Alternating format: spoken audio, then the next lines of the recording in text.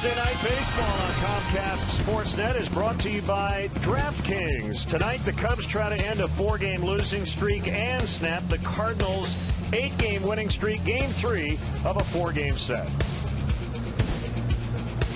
Great to have you with us, Jim DeShays and Len Casper with you. The Cardinals off to the best start they've ever had, 20-6, and there are a lot of reasons for that. One of the biggest is Matt Carpenter. Yeah, I have before me the National League Departmental Leaders page we look at every day, and Matt Carpenter shows up on just about every category: batting average, doubles, multi-hit game, slugging percentage.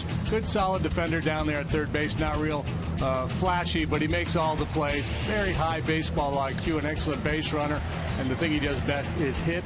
He's batting .500 with runners in scoring position this year, and he got the big blow last night, the home run off Kyle Hendricks. Yeah, that's his only hit in this series, and it was the game-tying blast. And then later it would be Mark Reynolds off the bench to win it for St. Louis. Well, John Lester brought in on a long contract. They call the ace the stopper, and that's his job tonight. Indeed it is. The Cubs let leads get away in each of these first 2 ball games here. So John Lester, it's the kind of night you want your ace to say, I got you, boys, and go out there and pitch a shutdown game.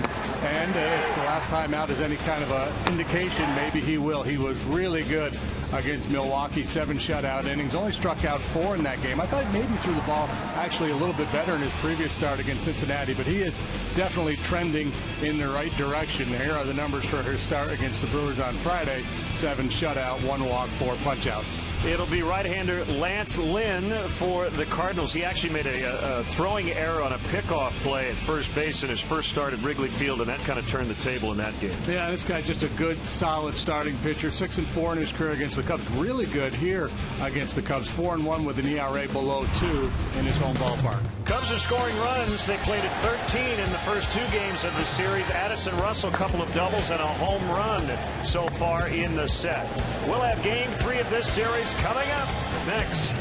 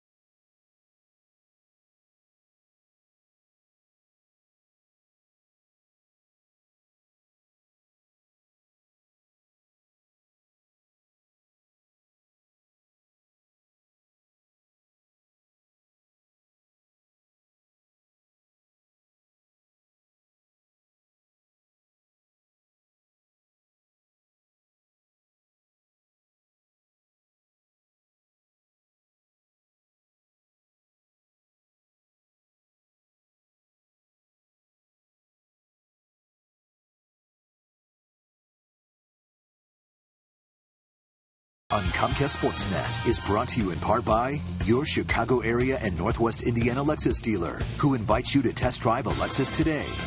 Blue Cross and Blue Shield of Illinois, through it all. AT&T Uverse. Find out what's possible with AT&T. Call 1-800-PIC-ATT, mobilizing your world. Ford. Check out America's freshest lineup at your local Ford store or at localfordstores.com. And by Southwest Airlines. Book your low fare now at southwest.com. Weather has been great all week. Temps in the low 80s once again this evening. Big crowd on hand as the Cubs and the Cardinals will play Game 3 of this series. And unfortunately tonight we begin with sad news.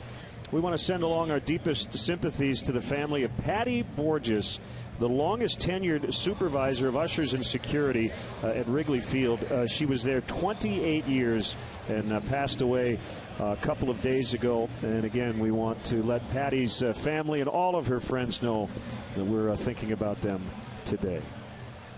Joe Madden talking about John Lester, who will pitch tonight, has gotten just a little bit better every time out. John's getting back to normal. Every start's been a little bit better. Again, you're always eager to see your guys play, but again, watching his progress, I'm really eager to see this tonight with him. And again, this is our 26th game tonight? 26th game? And that's what I really hold on to and understand. It's going to keep getting better. We're going to keep getting better. I like the way we're playing. John's showing that kind of progressive pattern. A lot of our position players are. Some of the pitchers have done really good work too. It's just going to keep getting better. I like, of course, I don't like losing a couple 4 games, whatever we've lost in a row. However, we've not been playing poorly. For me, I always really latch on to how are we playing? What does our effort look like? Where are we at? Am I seeing progress among young players? And I am. So that's really look at Addison Russell right now, man. Come on, that's pretty solid stuff, and that's going to keep getting better. Chris Bryant getting pitched at as though he won the Triple Crown last year. He keeps getting. How about his base running? These are the things I look at. That's what I'm encouraged by. Stuff like Anthony Rizzo's at bats. Oh my God, among the 5 best in all baseball right now, just per at bat, the at bat that he puts out there. These are the kind of things I'm focused on right now.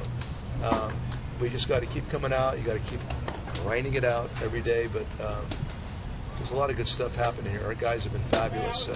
Lost a couple tough games, but they showed up pretty cool today. I like the way we showed up today. That matters a lot too.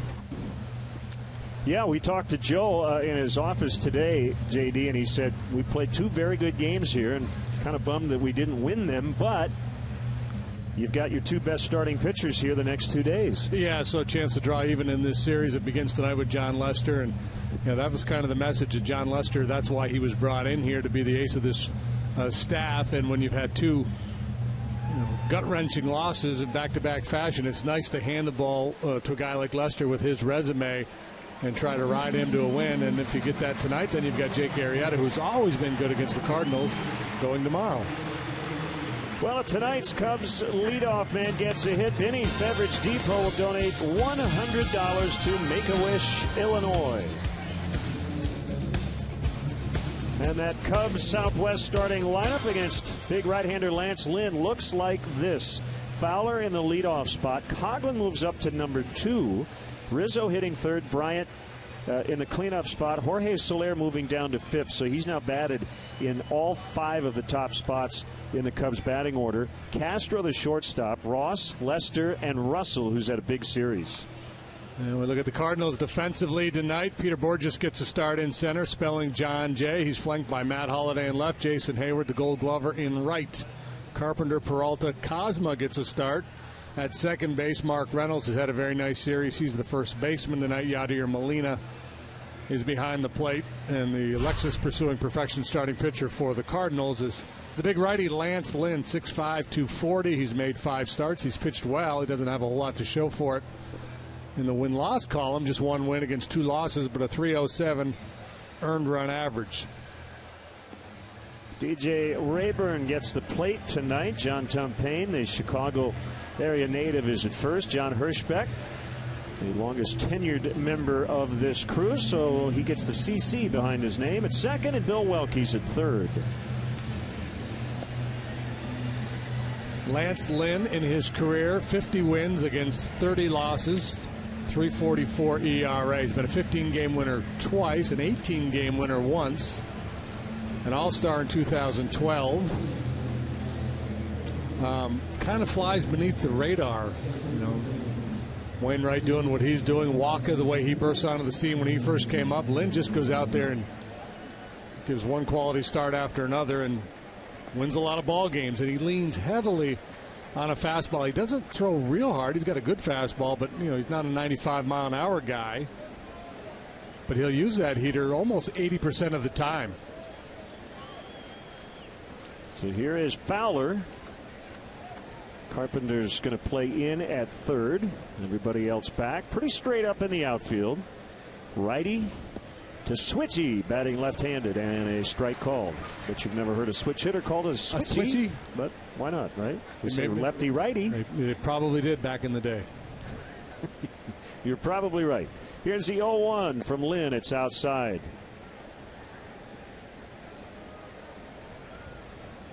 .83 degrees. Doesn't look like there's a whole lot of wind atop the bowl here. And that's going to drop for a base hit.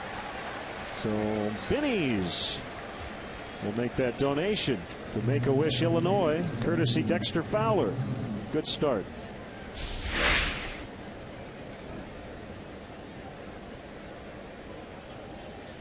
Well placed. Dumps it in front of Holiday. Fowler on base, a threat to steal, and you know Lance Lynn, a big righty. You typically feel like that's a guy you can run on, but he's pretty quick to home. Has a decent pickoff move. It has not been easy to run on Lance Lynn. Chris Coghlan got off to a hot start.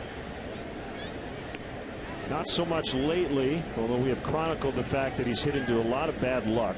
He's hitting 164 over his last 19 games.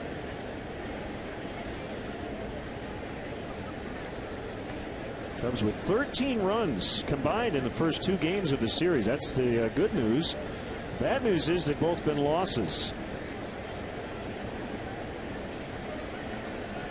And more roster moves today as well. Yeah, and it's one thing to lose, but when you lose when you've had not just a lead but good sized leads in both of these games, letting them get away, those are the ones that really hurt. 5-0 in the opener. That one almost completely disappeared and on the Mark Reynolds grand slam. Then they made it 8-4, and the Cardinals continued to chip away, ultimately won.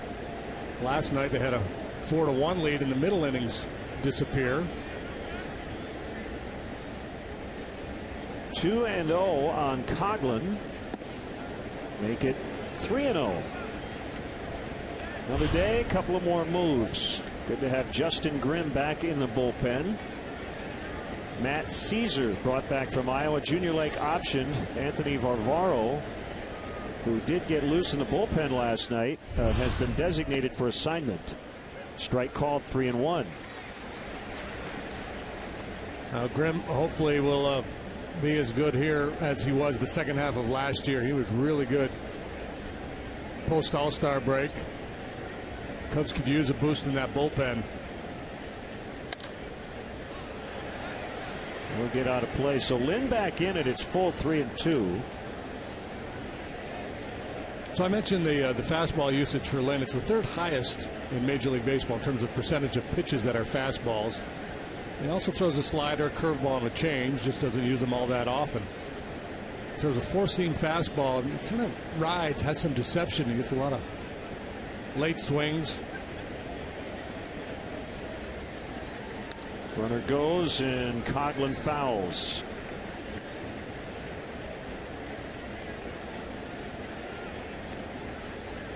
.29 in the third innings of work so far this year. Lynn has struck out 36, walked only 8, so his strikeout rate is way up compared to what he normally does, and the walks are down.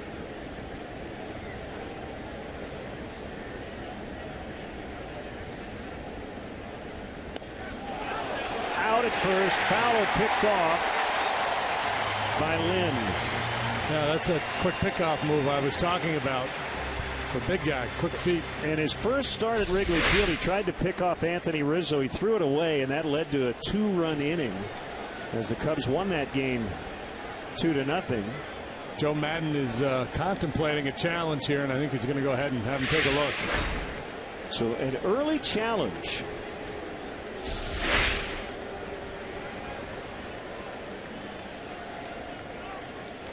He looks safe. Yeah. Can't really tell on that angle.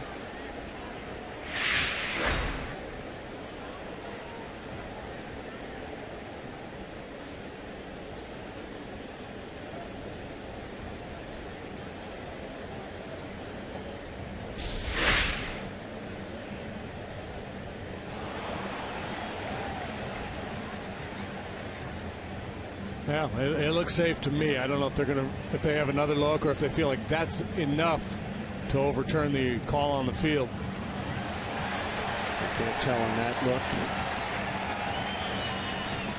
I mean, you got to see the fingers touch the base, yeah. and we when haven't the tag yet was found applied. the right angle that conclusively shows that. Even though, again, I'm with you. I think he was safe.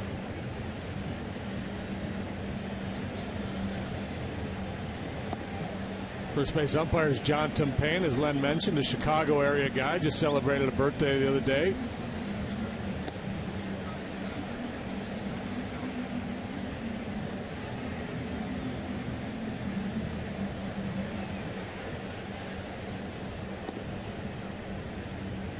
So we wish him a happy birthday, and we hope his call gets overturned.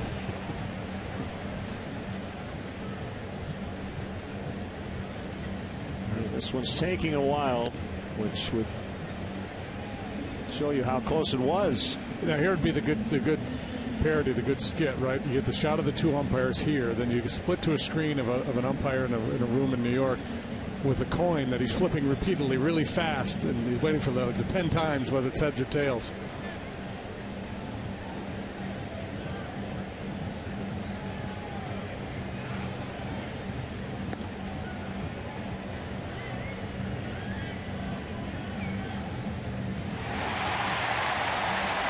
So the call stands, and Joe loses his challenge.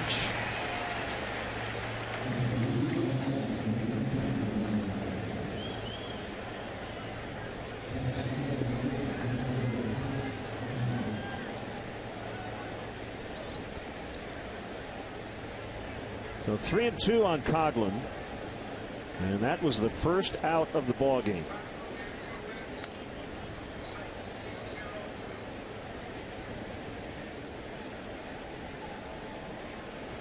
And you might say, well, why would they challenge that one when it was so close? But obviously you don't have a whole lot of time to review it before you make that call. You've got a speedy guy on first base in the first inning. A lot of times that's the best time to get a starting pitcher. You know, you've got your heart of your lineup coming up.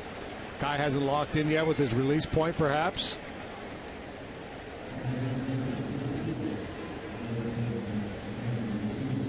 So Coghlan walks.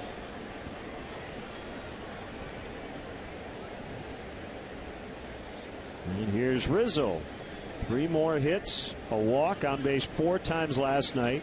Back in the major league lead and on base percentage at .473.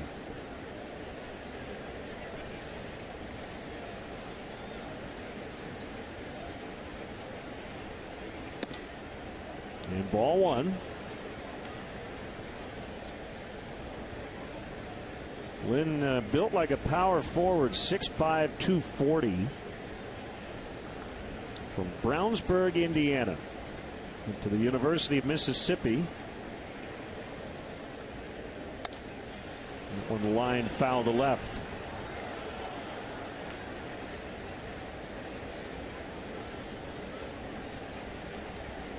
So how about this? This tells you a lot about one loss record. In the first half, in his career, he's got an ERA of 3.50. In the second half, it's 3.36. So his ERA is better in the second half.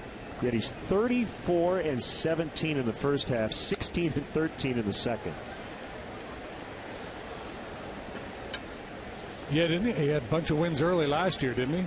He's he's been the kind of guy who just piles up wins. Yeah. He's 13-3 in April, and that includes March. 9-3 in May in his career. So before June 1st, he's 22-6. Knocked down by Reynolds, and he beats Rizzo to the bag. Boy, really jammed that foot into first base. 2 outs. Well, Reynolds had a tough decision to make there. He could either go hard into the bag the way he did and risk jamming his ankle, or he could try to run through the bag and risk a collision with Rizzo, and that wouldn't have been a lot of fun for either of them.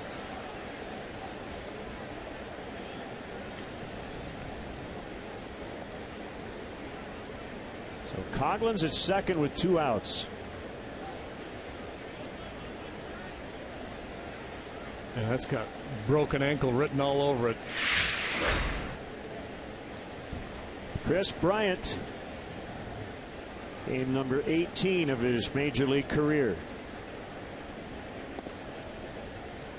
And wide for ball 1.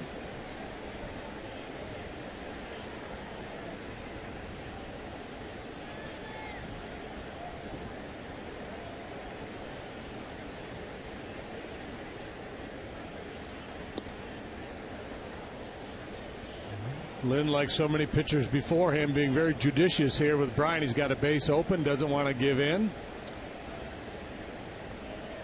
Did you read the Cubs.com piece by Matthew Trueblood? No. Patience of Virtue for the Cubs? No. Very intellectual article.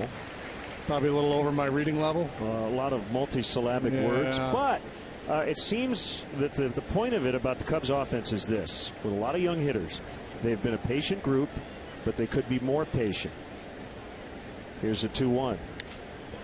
In the air, and it's going to drop for a base hit. Coughlin will score. Bryant makes it 1-0 Cubs here in the first. That's his 13th RBI of the season.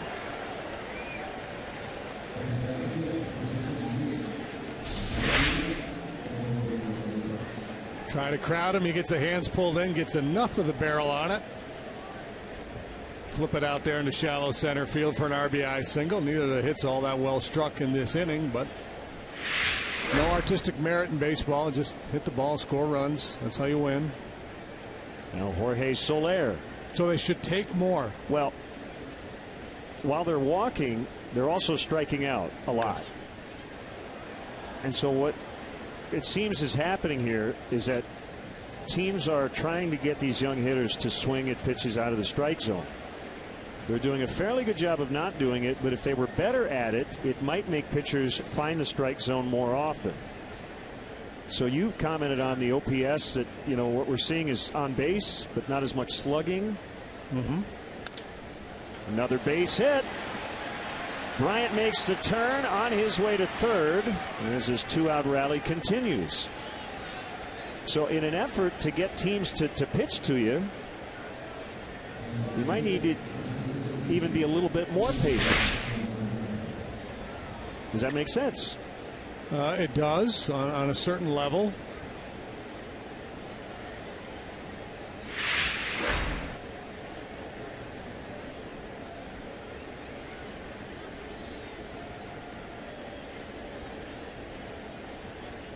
I'll quote, if they start taking the pitches that end up outside the strike zone, they'll start to see more and more pitches inside it. That's when their power can start to shine. I would agree with that. Yeah. But I don't know how much more you can ask some of these guys. You know, Brian has proven to be very patient. Yeah, but Soler has gotten less patient. Soler has gotten a little less patient. Soler gets beat in the strike zone sometimes, too. That's been the frustrating part for me. Not frustrating for me. I'm just sitting up here watching, but I imagine it's frustrating for him. He has had some pitches to hit.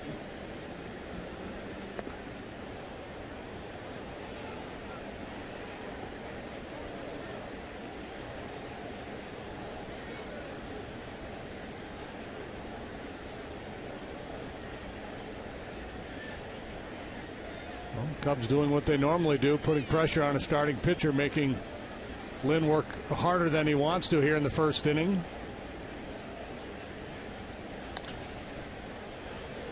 That's a fair ball, and it's bobbled by Carpenter, and Bryant's going to score, and it's 2-0. And normally sure-handed Matt Carpenter. Well, you could tell off the bat that that was going to be a tough play. They gave Castro a hit and an RBI. 2-0. Yeah, just kind of a funky chopper down the third baseline. He catches Carpenter in between, tries to make that backhanded pick, and he's going to have a tough play to make with that long throw to get Castro. I think that's why it was ruled a hit.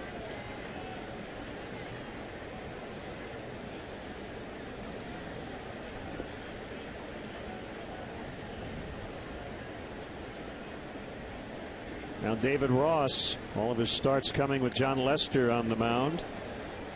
More from Matthew Trueblood. Unless and until pitchers begin pouring in more strikes, the Cubs are going to be reliant upon chaining together on-base events to generate offense. That means making a commitment up and down the order to take an even more disciplined approach. It's terribly, excruciatingly hard, especially for a young team full of hitters accustomed to driving the ball. So what about teams, and there has to be a lot of them out there, that don't walk anywhere near the amount that the Cubs do, but are hitting a lot more home runs? I don't know the answer. You know what I mean? So they're clearly not more disciplined than the Cub hitters, but they're hitting more home runs. I think what he's kind of banking on here in this piece is that they're swinging at pitches outside the zone, and they're striking out a lot.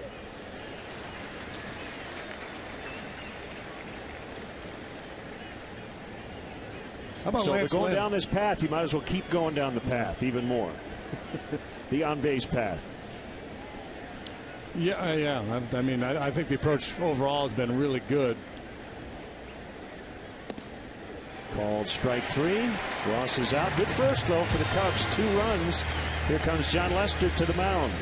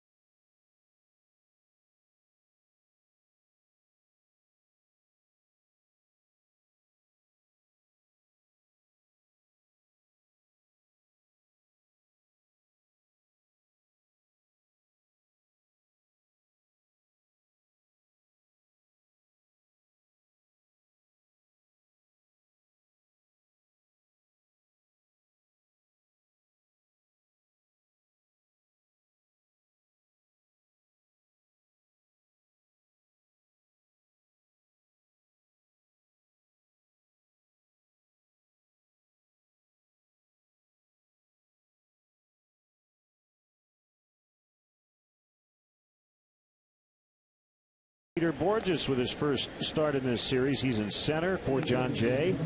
Matt Carpenter, Matt Holliday, both in the 340s. Mark Reynolds has had a huge series. Johnny Peralta, the veteran shortstop, batting 5th. Jason Hayward, Yadier Molina were flipped in the lineup pretty late before the game. Pete Cosma's at 2nd, and the pitcher Lance Lynn batting 9th.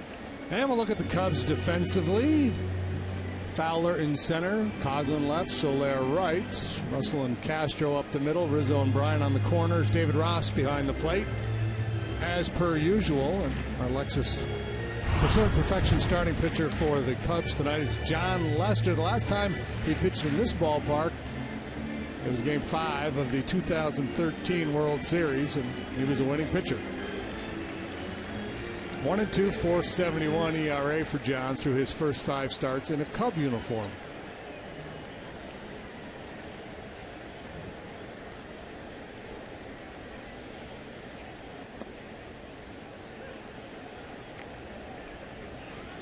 Strike 1 on Borges.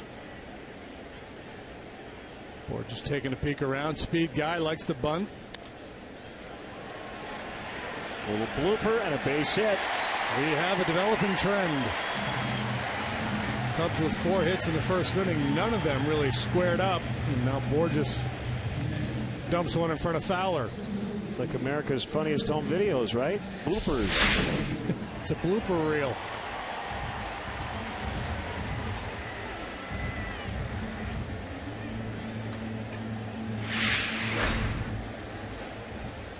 Well, here we go. Speed guy on first base with Lester. We'll see how aggressive the Cardinals are trying to run on the lefty.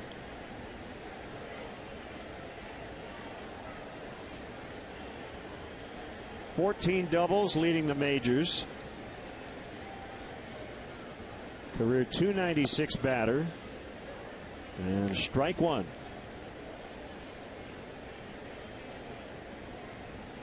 Lester pitching in this ballpark for the first time in his career in the regular season. The other time it was a win over the Cardinals in the World Series 2 Octobers ago with the Red Sox. In fact, he made 2 starts in that series and won them both with a 0.59 ERA.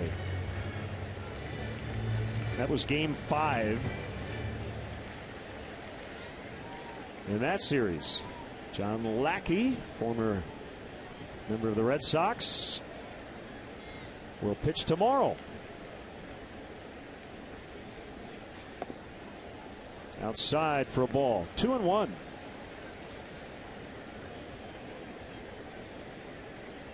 Carpenter hits everybody. Right-handers, left-handers, finesse guys, hard throwers.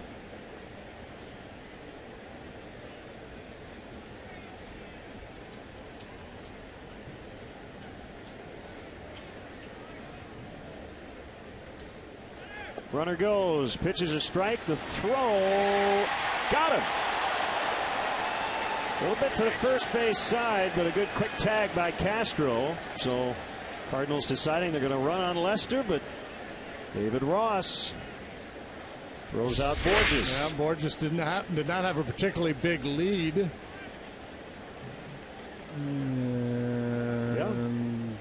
you got him on the helmet or up top. Yeah, brushed him on the back, right below the helmet. This. And the question is, was Borges at the bag or not? See, no, that's going to stand. It's hard to see. We see where Hirschbeck is, the umpire. He's watching the tag, and it's hard to see when you're that close to the plate to see the tag and the foot and base all at the same time. Very close. I think that's one that might be easier to make that call, staying a little further away from the play.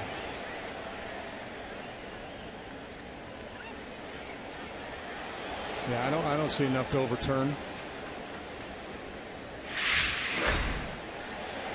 David Ross came flying out of there behind home plate. So we could possibly have both managers without a challenge here in the first inning.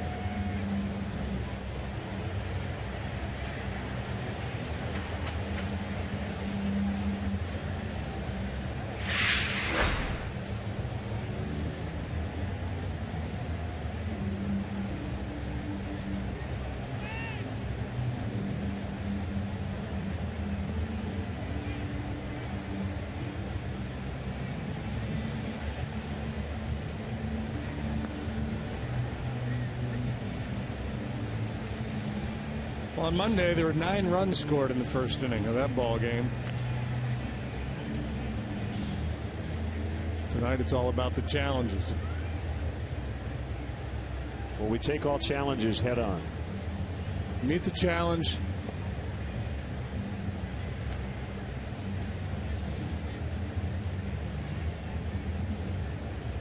John Lester will just throw a few warm-ups to stay loose.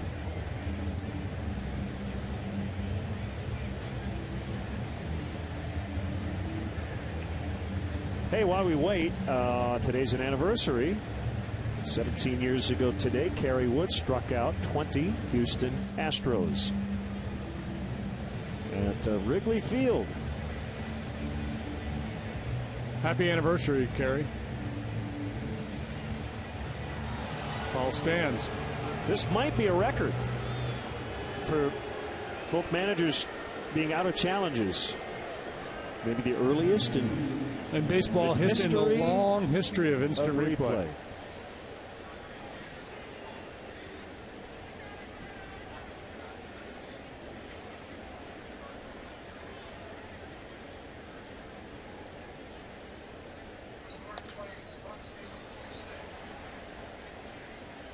2-2 on Carpenter.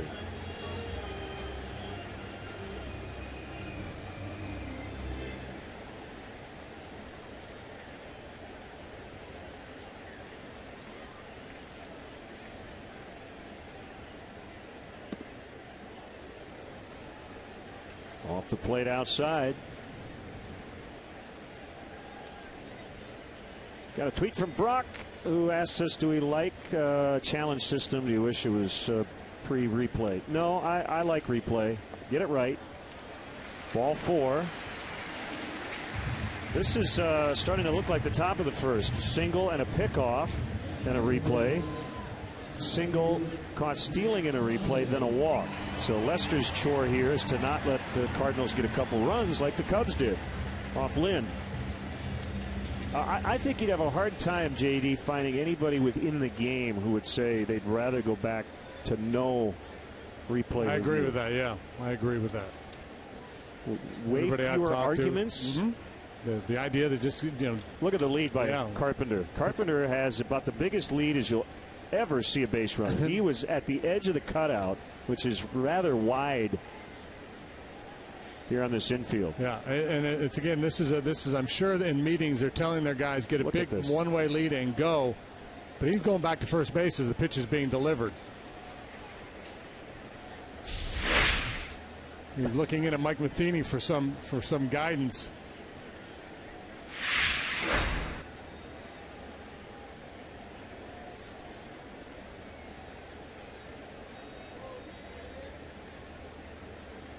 He's dangling that bait there for Lester, and I don't think Lester's going to take it.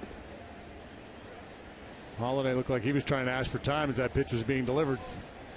So that's the other part of it, too. When you take that huge lead like that, you get the pitcher staring at you, trying to make his mind up whether he's going to come over or not.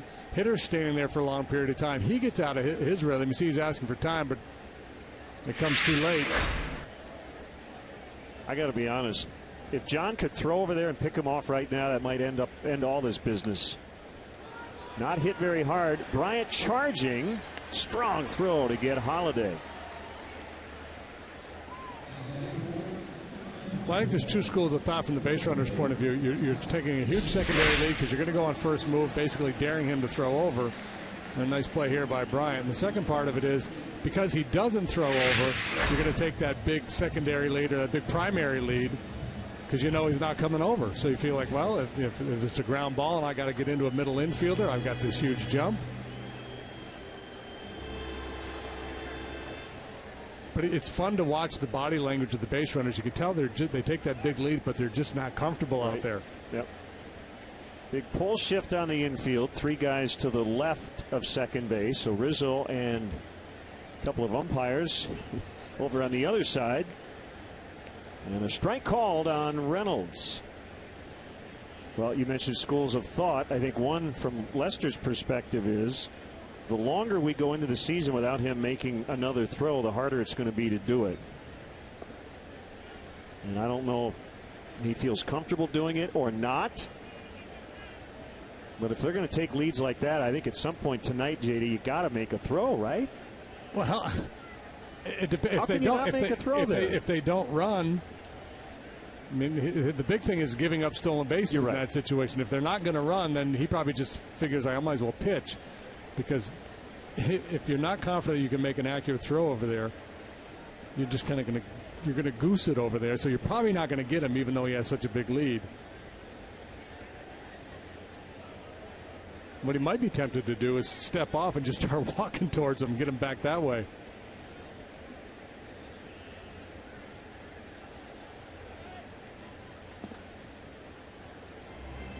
Two and two on Reynolds. So he hit the grand slam to get the Cardinals back in the game in the first inning Monday night. Then came off the bench last night and doubled home the eventual game-winning run. So more than half his RBIs, 5 out of 9 on the season, have come in this series alone. Lester's 2-2. Hit in the air to left.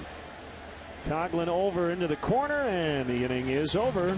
Cubs 2, Cardinals nothing after an inning.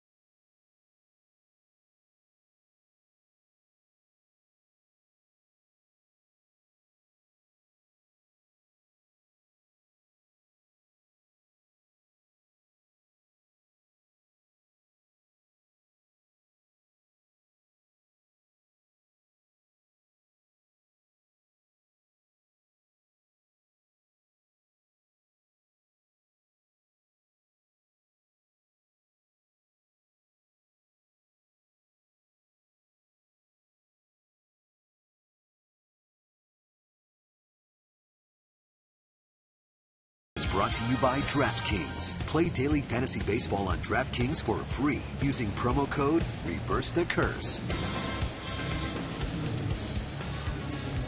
Welcome back. Cubs lead 2-0 after an inning. Cub fans, let's go. The Cubs are making noise this year. The Cubs return to action at home on Monday. 7-game homestand. The Mets are in for 4, then the Pirates over the weekend. Tickets are still available for every game. Get your tickets at Cubs.com. And don't forget the bleachers are going to be open in left field Monday, too.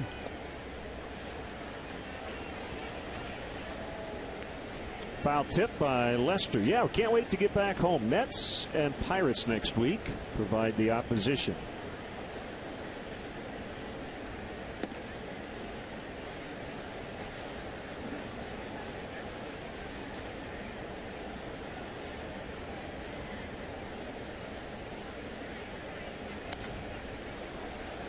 In the air, shallow left, and Holiday will haul it in. Follow Patrick Mooney, our Cubs insider, all season long here on Comcast Sportsnet, brought to you by nationwide agent Jeff Vukovich. Visit Jeff at jeffvuk.com. Nationwide is on your side, and we will chat with Patrick tomorrow during our matinee telecast. 12:45 first pitch here from St. Louis. Now Addison Russell.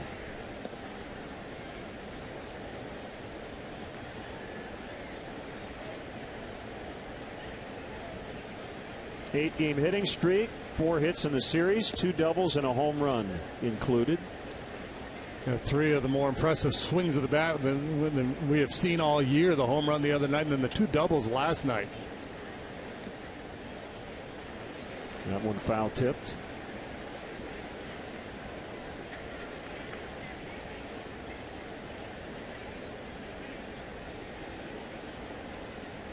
So a smart baseball friend of mine sent me this kind of fun note as Russell strikes out. While the Cardinals are off to their best start at 20-6, if you go back to last year, right around this time, the Milwaukee Brewers were 20-7, and they were leading the Cardinals by 6.5 games. We know what happened at the end. The Cardinals won the division. The Cardinals are 20-6. The Cubs are 6.5 out. So just saying. So what you're saying is Mike Matheny won't have a job at this time next year. I don't know about that. 2-0 Cubs.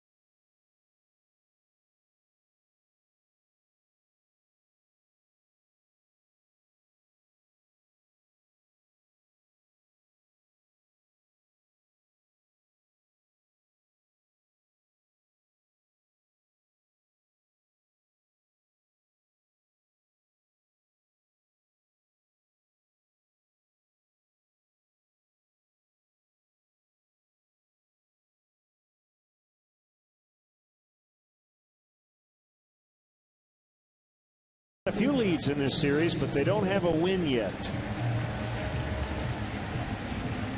Yeah, so and we had this conversation with Joe earlier today, and that old adage in baseball is you win 60. Every club's going to win 60. Every club is going to lose 60. And then what you do with those games in the middle will determine your fate. And it seems like the first two games of the series should have been over in the 60 you're going to win column, and they ended up over in the other column. And that's not a good thing. 1-0 the count on Johnny Peralta.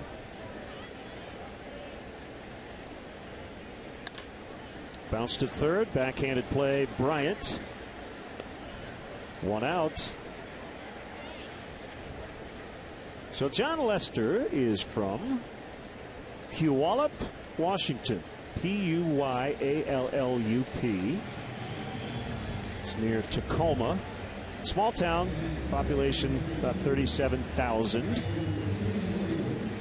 The first mayor of Puyallup was a guy named Ezra Meeker. He was born in 1830, died in 1928. He was born in Butler County, Ohio. Ezra Meeker was, or John Yes. Lester?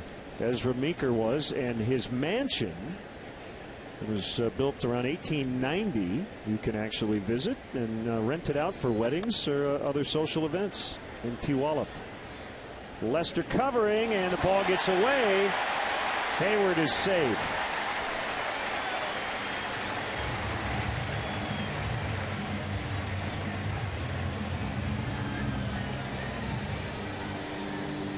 Looked to be a fairly routine play. And Lester does a nice job breaking, coming over to cover first base. Little flip from Rizzo is on time, and Lester just takes his eye off the ball as he's trying to find the base. Should be an error on the pitcher. Maybe ideally a little more steam on that underhanded toss, but it's just a clank by Lester. To bring up Yadier Molina.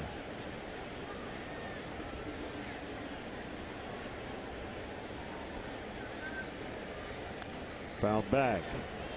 The Puyallup Fair is one of the 10 largest in the country. It draws over 1 million people a year. Wow. Yeah. What do they feature there? What makes it so popular? For 17 days in September. That's a pretty long fair. And it's now called the Washington State Fair. They changed the name a couple of years ago.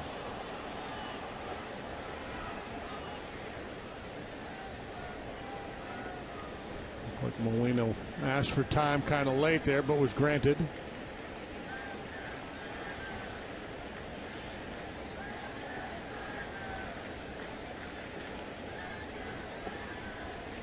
This one caught my eye. I thought you would really be interested in it.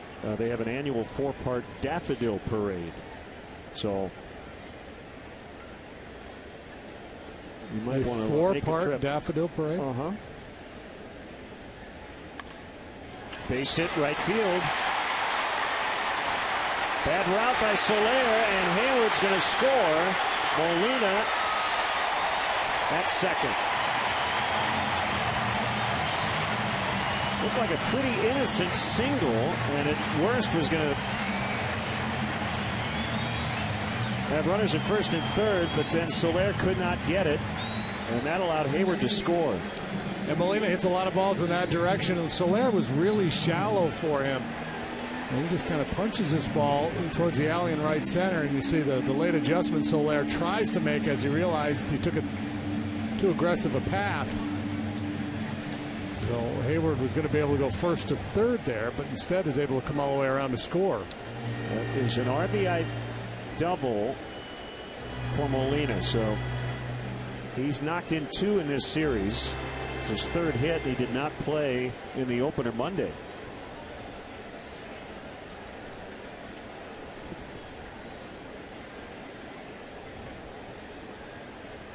Pete Kozma drives this ball to left center, but Coughlin is there to make the catch. He was playing way off the line.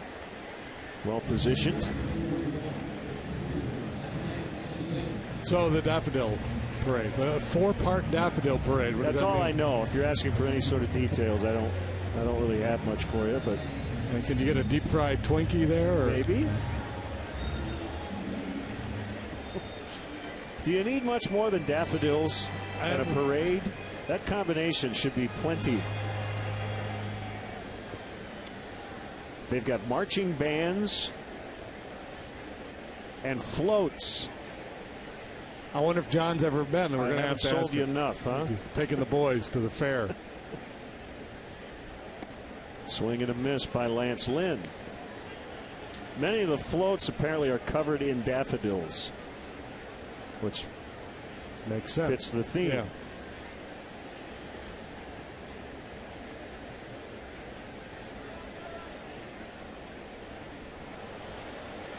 Molina thought about heading to third, but put on the brakes. I don't know that I've ever seen a base runner react the way he did, the way he turned all the way around. That was great. Some catcher's knees, I think, is the answer to that. Watch this. Just kind of a slow little pivot. Like you're working on your in basketball practice, working on a cut or something, and you're just going through slow motion.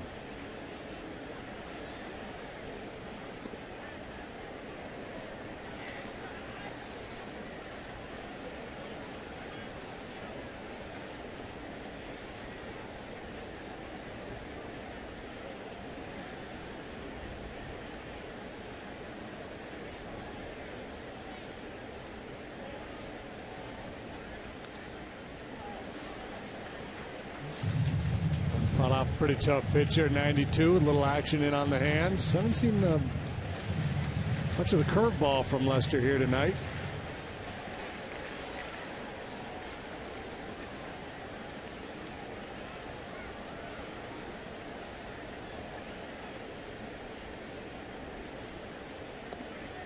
Strike 3 called to end the inning. They get a run unearned, and it's now 2-1 Cubs.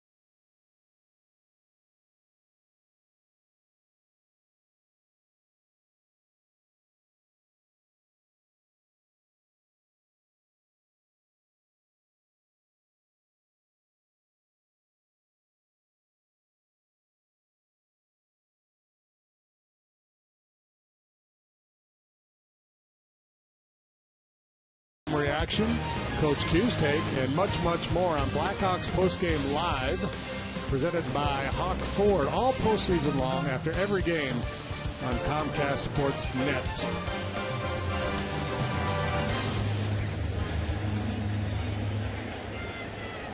Two-one Cubs with the lead.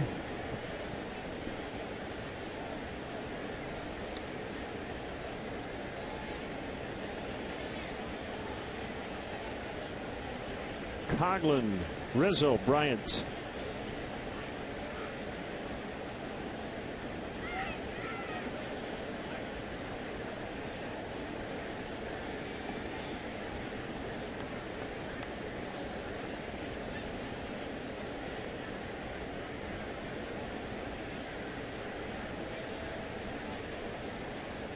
Wide in the 1-0. Breaking ball is in there on a curve.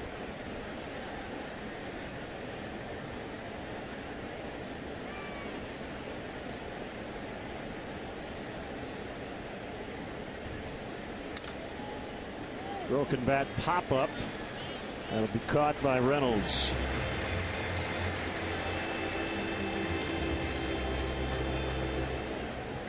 We're going pink to promote breast cancer prevention awareness. Monday, May 11th. That's this coming Monday. All fans in the Budweiser bleachers will get a Cubs Charities Pink Out t-shirt presented by Advocate Healthcare.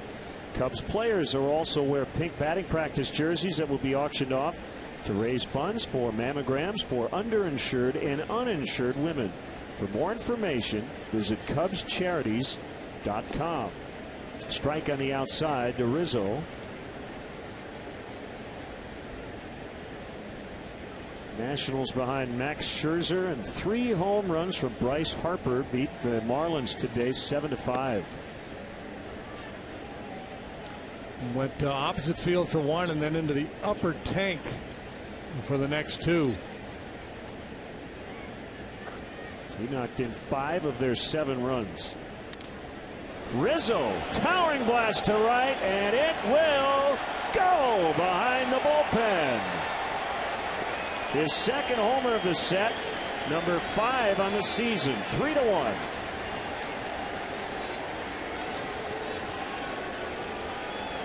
Wow, what a pretty swing of the bat that was. Joe Madden, that little clip we had earlier talking about how good the at-bats are for Anthony Rizzo. I mean, every time he's up there, he's just grinding it out, working walks, hitting the ball hard, and now the power's starting to show itself. Got on that breaking ball. There's your Ford home run replay.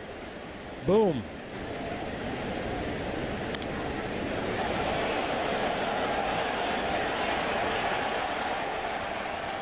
Strike called to Bryant. 3-1 Cubs.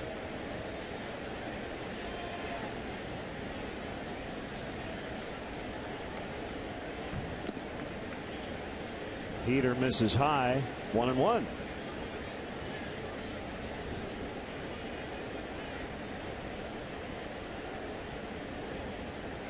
The pitch. Missed the outside corner.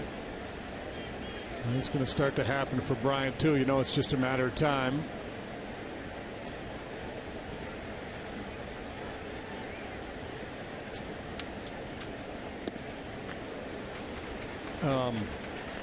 Today's May the 6th. May the 6th of 2012. Albert Pujols' first year with the Mighty Angels out there in Anaheim.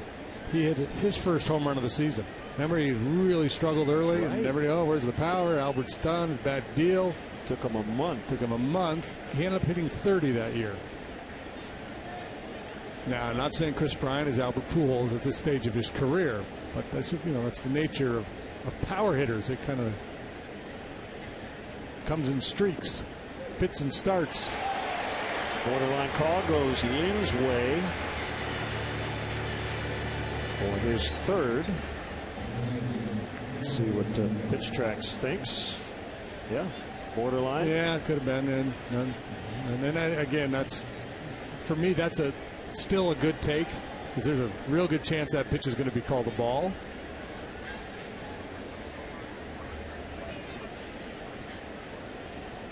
They have estimated the distance of Rizzo's home run at 424 feet. I did not see a tape measure from home plate to where the ball landed, but they're taking educated guesses, which is kind of fun. Off the end of the bat on the ground to Cosma. Rizzo continuing his hot start, makes it 3-1 on the homer.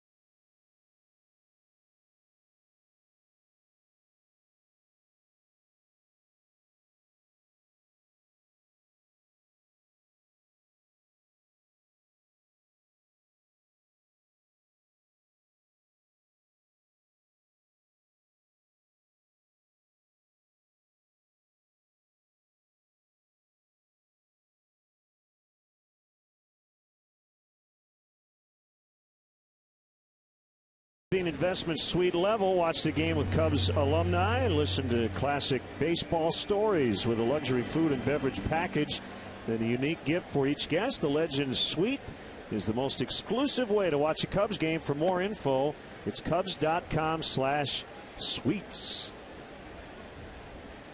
Rizzo with a blast.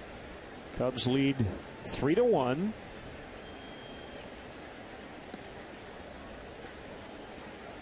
Borges singled to start the bottom of the first and then was caught stealing. Both managers used replay challenges in that opening inning and both lost their challenge. We still could see replay late in the game after the sixth inning, but no official challenges left. They can go out and ask nicely, would you please take another look at it? And the umpires have their discretion. Bryant makes the grab and foul ground.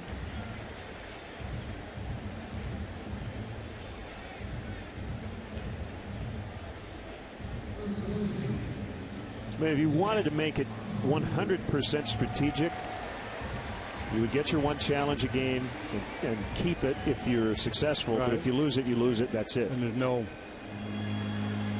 Yeah. Well, but then you get into that scenario where there's a blown call that remains blown, that the umpires would like to see ultimately overturned. Right? There's probably no worse feeling for an umpire than to be sitting in the umpire's dressing room after the game going, "Man, I blew that call, and there's nothing we could do about it." So, do you think the mix of strategic versus the overall idea of getting it right works? Should we get rid of challenges completely and leave it all in the hands of the umpires? So in other words, would they have reviewed those? So two in other plays? words, if there's not a challenge, it's all on the umpires. It's that close. They're looking at every replay in New York, and maybe there's a buzzer or a quick call. Hey, wait, give us a second. Nah, that'd probably take too long. Would be the issue. In theory, yes, but I think it would take too long. 1-2.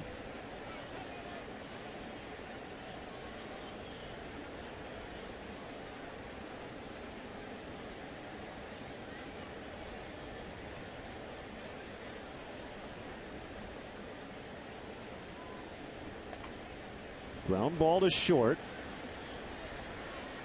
Castro gets him.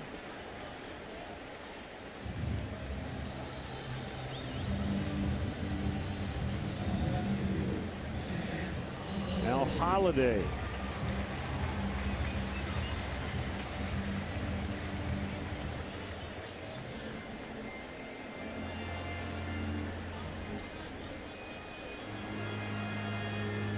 Made an out.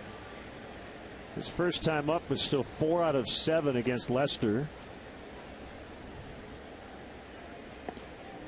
Yeah, Lester has the ability to drive that fastball in on right-handers' hands. That's kind of his go-to pitch, that cutter. So it's an easy pitch for him to execute. It should set up well for him against Holiday, who they like to try to tie up inside. That time he tried to change up down.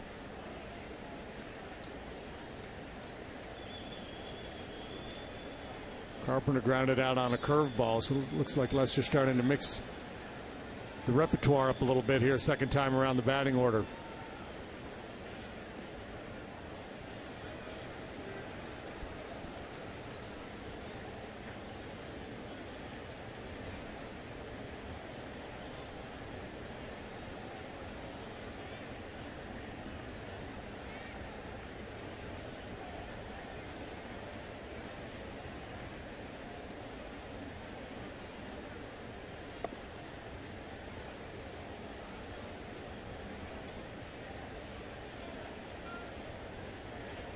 Coaching brain trust. Bill Miller, John Mabry, former Cubs. David Bell, former Cubs coach, as Holiday takes a walk. Second allowed by Lester. I think John thought that was a strike. And he came in and did a little double take, questioned DJ Rayburn as to the location of that pitch. Cutter on the plate, but low.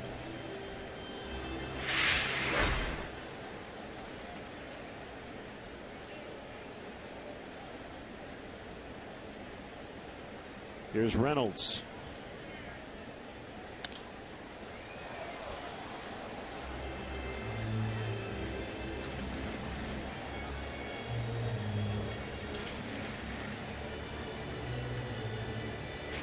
.223 strikeouts in 2009, the all-time single-season record. 211 the following year, 204 in 2008. So he's got 3 of the top 6 strikeout seasons ever.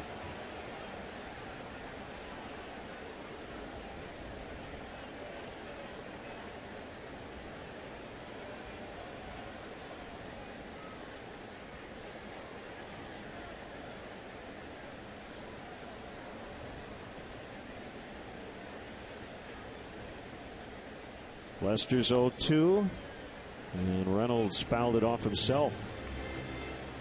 Yeah, so all those strikeouts tell you that Reynolds has holes. He also has tremendous power. You've got the jump on him, no balls, 2 strikes here. So David Ross out to talk to Lester and probably say, hey, don't worry about Holiday. Holiday bounce around over there trying to distract him. So let's just go ahead and finish Reynolds off here. Let's see what whatever you want to do, whether you want to try to elevate a fastball, bounce a breaking ball. See if we can get him to chase. He does take his walks. He's not just hacking at everything. He has holes.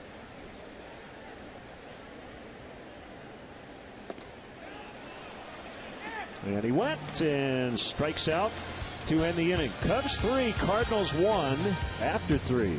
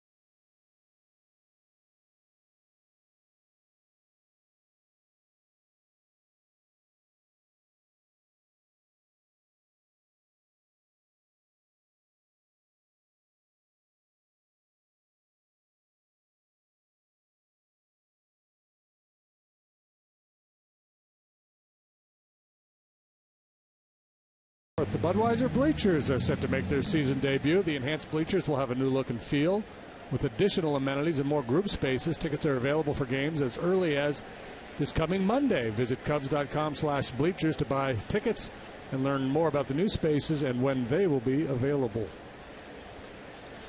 On this date, May 6th, my sister Amy was born. Happy birthday. Happy birthday, Amy. Watch David Ross work the umpires over here. He's running off the field before there's even an appeal. Yeah, got it. It's a strikeout, right? Yeah. Yeah. Okay. Yeah. 2-0 on Castro. It's called doing everything you can to help buy a call.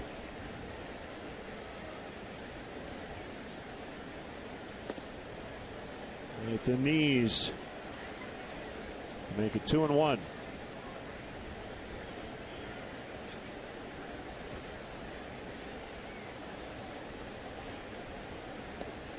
Whoop.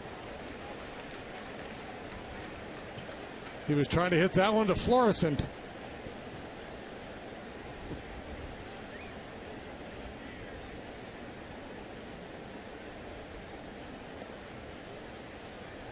You say Missouri or Missouri? I say Missouri, but Kind of fun to say Missouri every now and then, isn't it? Missouri, like Cincinnati. The 3-2 from Lynn. Fly ball out toward Hayward, and he's got it.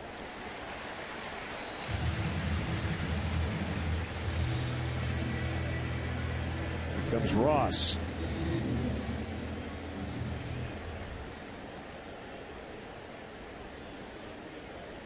And some guys call him Coach Ross in the clubhouse.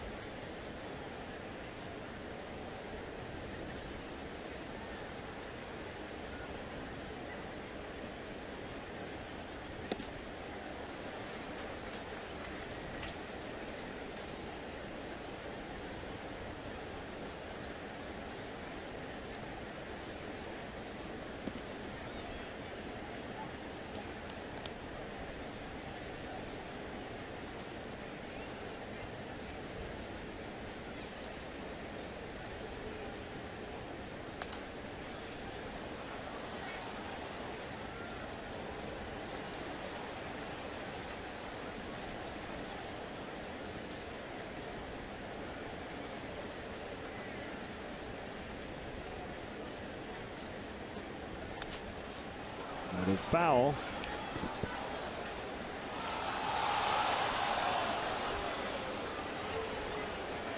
Somebody apparently failed to make a play.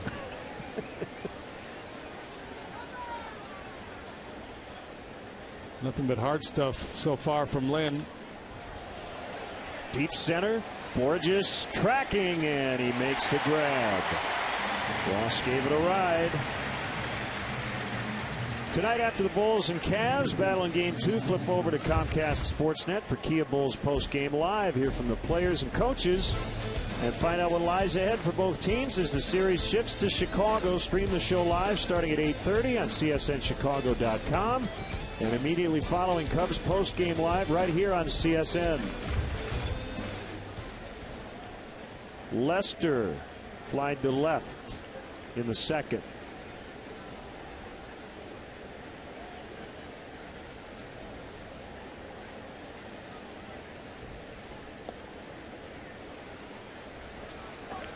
Two pitches, two strikes.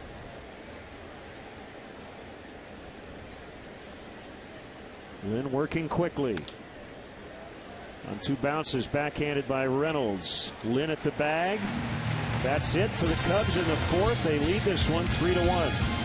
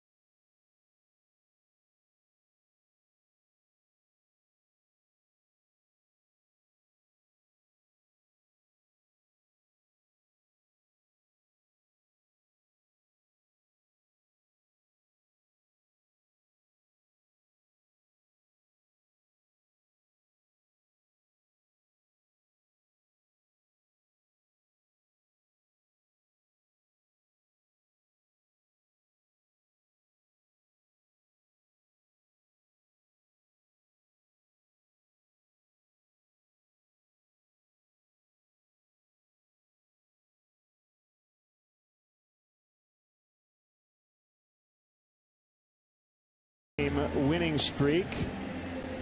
Haven't done that since 2010. The last 6 wins in this streak have come from the bullpen. 20-6, best start in franchise history, and the first team this year to get to 20 victories. Well, they had won 4 consecutive one-run games prior to last night, 3 in a row against the Pirates, all in extra innings, and then that crazy 10-9 win against the Cubs here Monday night. They have 14 winning streaks of at least 9 games since 1914. But to get to 9, they're going to have to come back again tonight. Mike Matheny in his 4th year as manager of the Cardinals has a .576 winning percentage. He's putting some wins in the bank.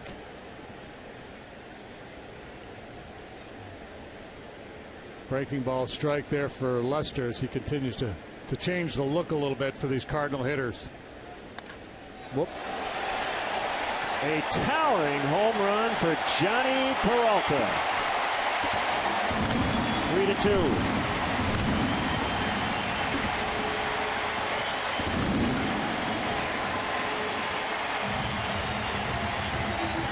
Well, the only good thing about that from the pitcher's perspective is you don't have to sweat it out. You knew as soon as he hit it, it was going to leave the ballpark. Trying to backdoor a cutter, and that cutter comes right into the living room. That's your forward home run replay. That pitch, that cut fastball with some depth to the back door could be effective, or hard down and in. But over the heart of the plate, generally bad things are going to happen.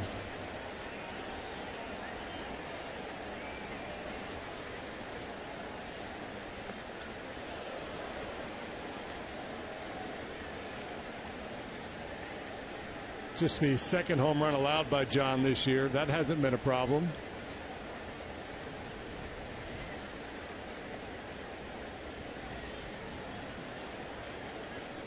.202 Hayward. Got traded away from his hometown Braves over the offseason to the Cardinals.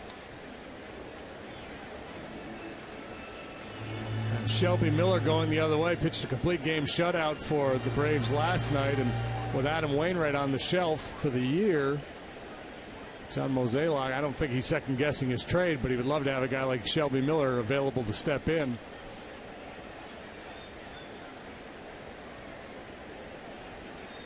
The wind and the pitch. Fouled back. The Peralta homer, 447 behind the Cubs bullpen. The well-dressed John Mozeliak. He sometimes wears a bow tie, not tonight, but stylish.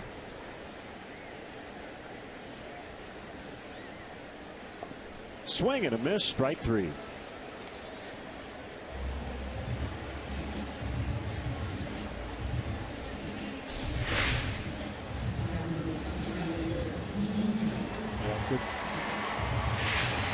Cutter there, slider, whatever you want to call it. Good pitch. RBI double for Molina in the second.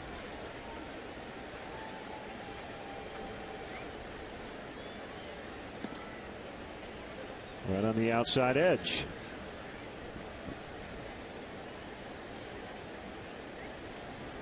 One of 3 Molina brothers to play in the big leagues. All catchers. Benji, Jose, and Yadier. Bryant gets him. So 2 outs here in the 4th, and here's your chance to step up to the plate for Chicago's kids and support Cubs charities and the Wood Family Foundation. It's the inaugural Battle of the Bats Charity Home Run Derby on Thursday, June 18th. Join Kerry Wood and Cubs alumni as you swing for the fences at Wrigley Field. Registration and information is available at Cubs.com/derby. So should I infer from this promo that you could take some hacks against Kerry Wood? Home run derby action? I don't know. That would maybe be fun. Take some hacks alongside Kerry Wood. He's probably going to be hacking.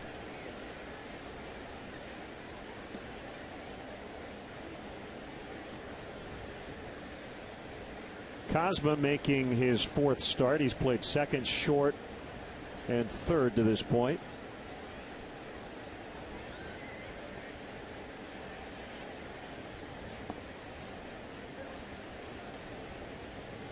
One and one.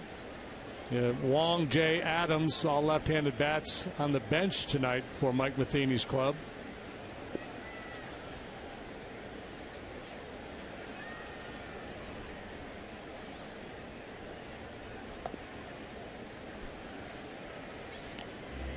day game coming tomorrow. And if you looked at the numbers coming into this game, you would say, well, go ahead, start your left-handed hitters against Jon Lester.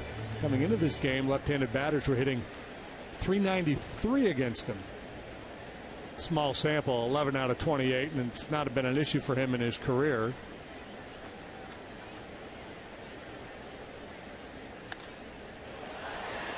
Club to deep center. Fowler makes a catch on the move to end the inning. Peralta's homer makes it 3-2 now.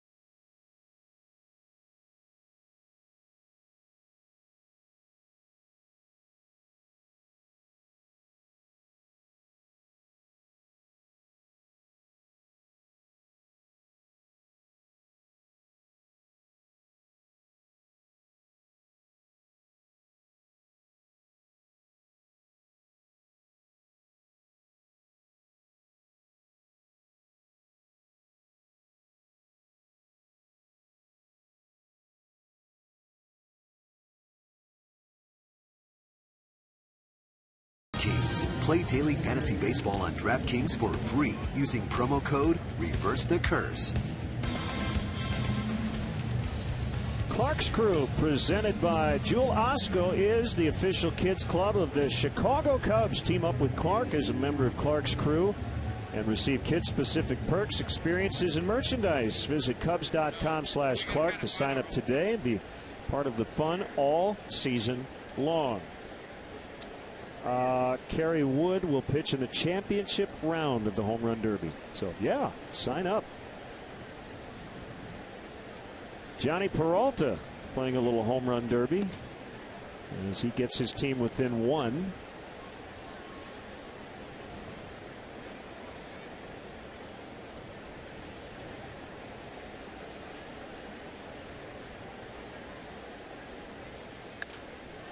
Out into right center as he splits the gap.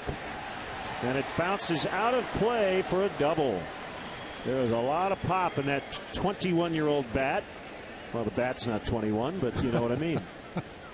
Well, yeah, and it's, last night he hit a couple balls hard on the pull side to left field, one off the wall, one short, hopped the wall. He hit the big home run here the other night. This one hops the wall in right center. Well, Lynn challenging him with fastballs. He beat him last time, struck him out with a elevated fastball. Just the look in the eye, the body language from Russell. He's really settling in, gaining confidence. Maybe I'm just projecting that because he's done so well lately. He looks the part. Yeah. He's got a 9-game hitting streak. And he's at second with nobody out.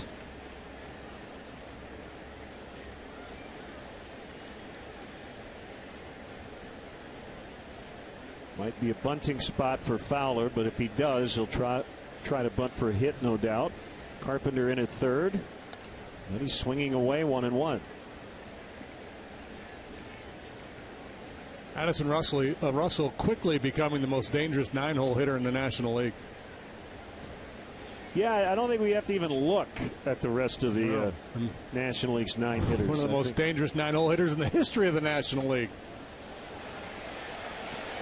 Molina just couldn't get over there in time.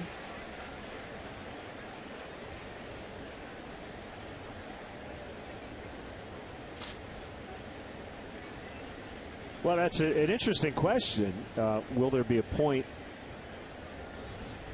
I'd wish Joe will get him out of that 9 spot.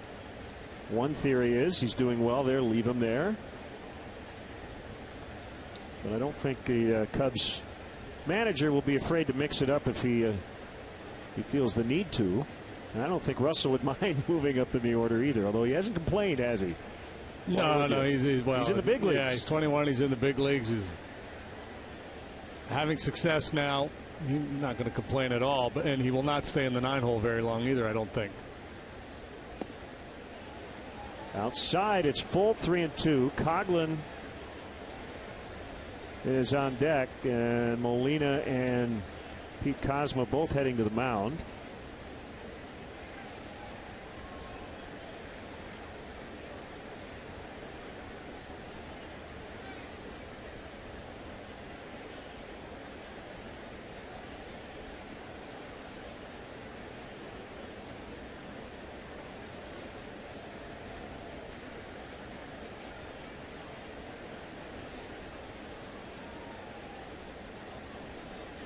Lynn was a supplemental first-round pick by the Cardinals in 2008. Debuted in the big leagues 3 years later, making his team-leading 6th start tonight.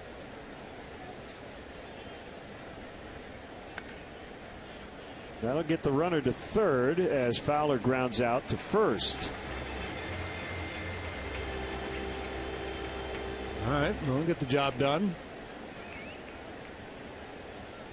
Make Chris Coughlin's job a little easier here. This is a battle of old teammates. These guys were together at the University of Mississippi for a year. Coghlan also a first-round pick. Highest ever out of that school.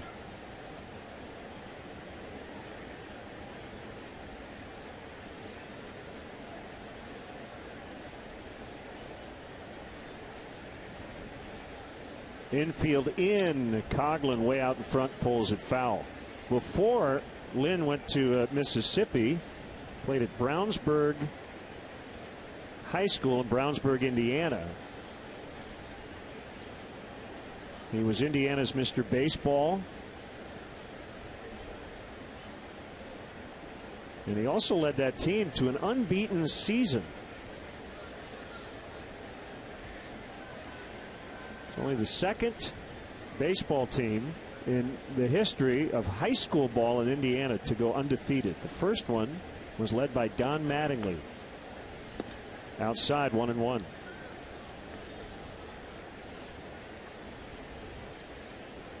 Gene Hackman coached that team, I think.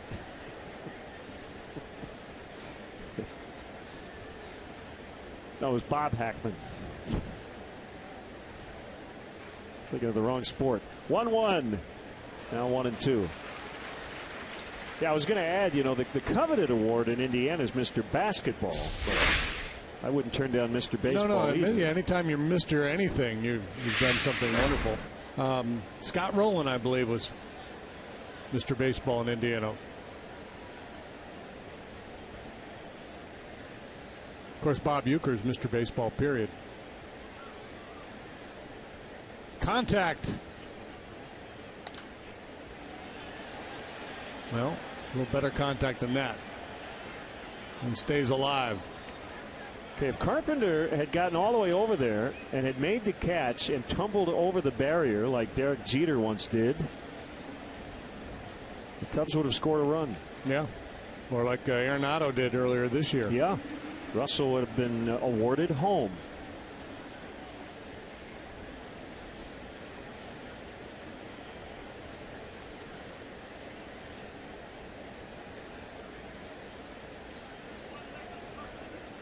Carpenter's holding him on like a first baseman.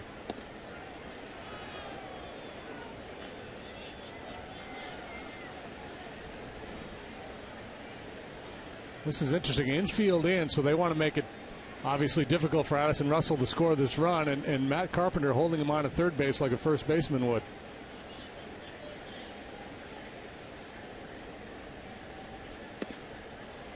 He's run it to a full count, 3-2.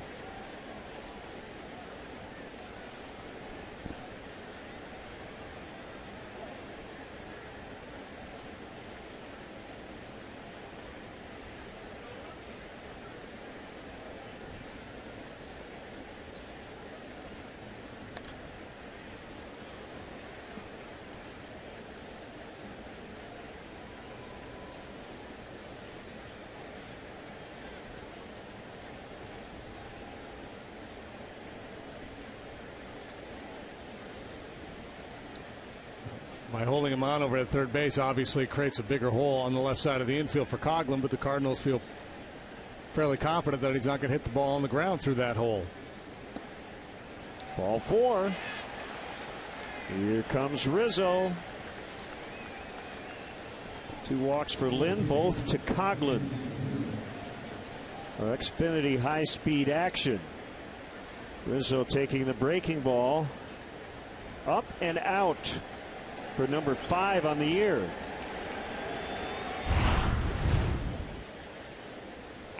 It's a gorgeous swing of the bat.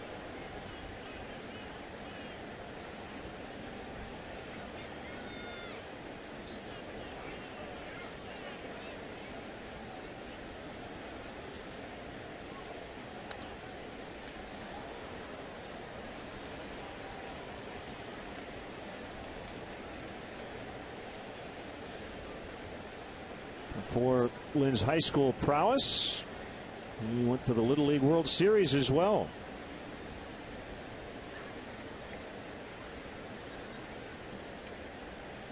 He's had a good baseball life. Outside, 1-1. Interesting. I talked at the beginning about Lynn and his propensity to throw the fastball, that only 2 pitchers in Major League Baseball use their fastball more often than he does. One of them is Bartolo Colon, who throws about 88 miles an hour. But it's all about movement and location for Colon. Slicing drive, left field corner, out of play. You would think with that, that high percentage of fastball usage, it would be somebody that's blowing gas at 96 miles an hour.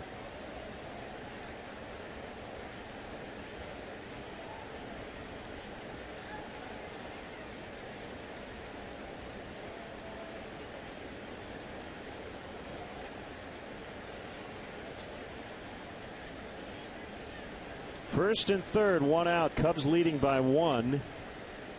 They'll take as many runs as they can get tonight against these Cardinals, and they're going to get at least 1 more. Russell scores. Coghlan racing to third. Gary Jones is going to send him.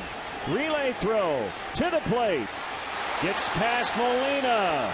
A 2-run double for Rizzo. 5-2.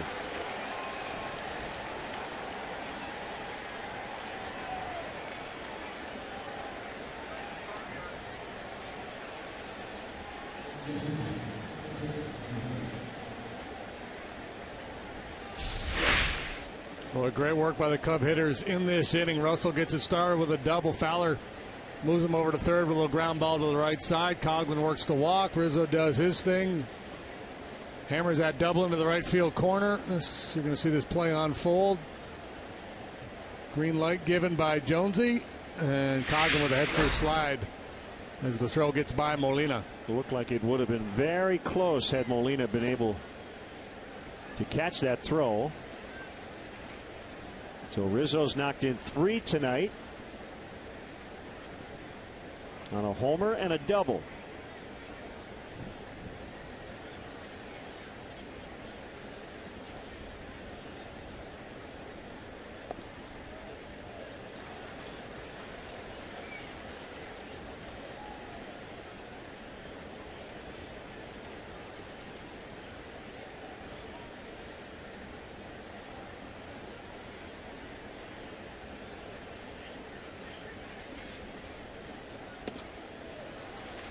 Swing and a miss for strike 3.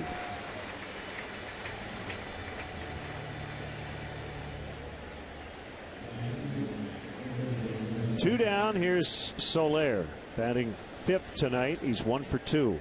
So a little more support for John Lester. Here we go again for the 3rd game in a row. The Cubs with a comfortable lead now against the Cardinals. See if they can make it stand up tonight.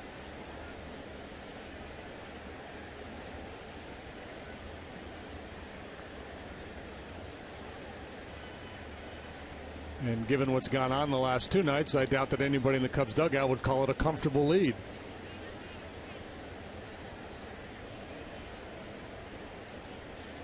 No, I don't think so until you're shaking hands after the 27th out against this team. You're never quite comfortable.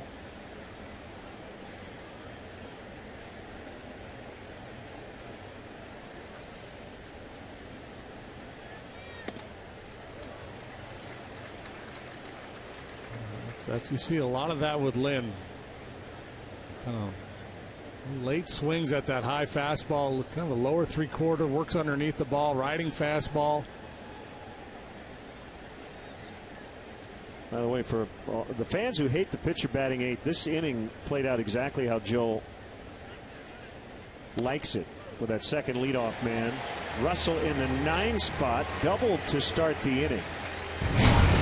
And it would lead to a couple of runs. Walk to Coughlin and the 2-run double by Rizzo. It's 5-2 Cubs.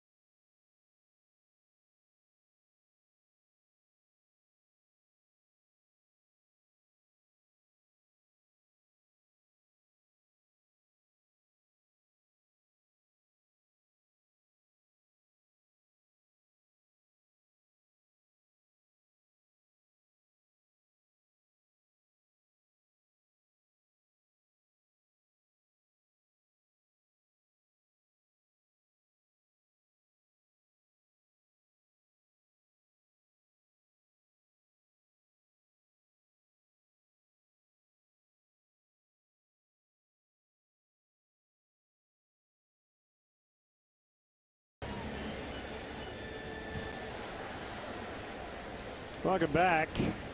Jorge Soler took what looked like was ball one for a called strike 3 to end the top of this inning. Got to stick to your guns when you've got a good eye at the plate, and he did the right thing by not swinging at it. Lynn bounces foul, 0-2 on him. Yeah, you just have to kind of stick to your game plan as a hitter, and you can't let the umpire missing a call or two influence your approach at the plate.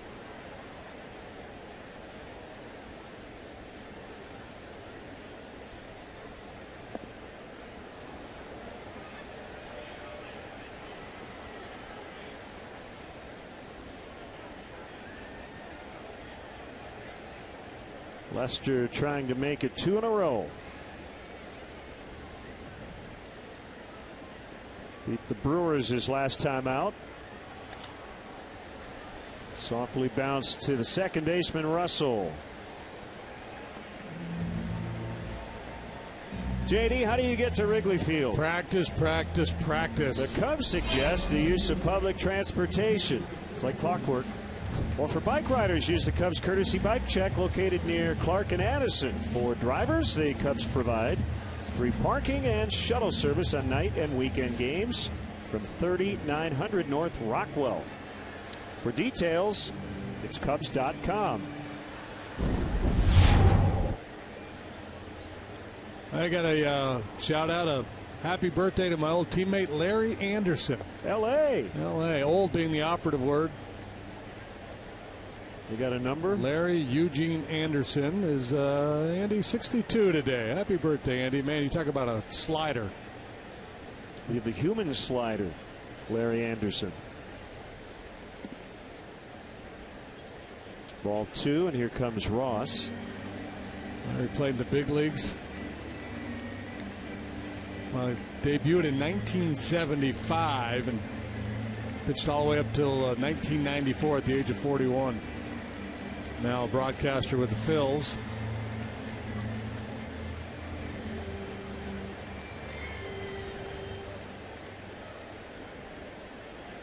Perhaps you've seen him on a jumbotron at some point with sunflower seeds plastered all over his face.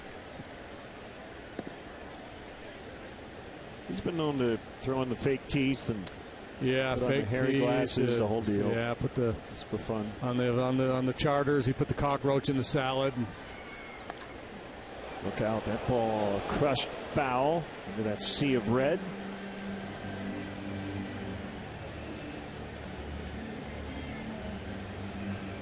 Borges in for John Jay tonight against the lefty.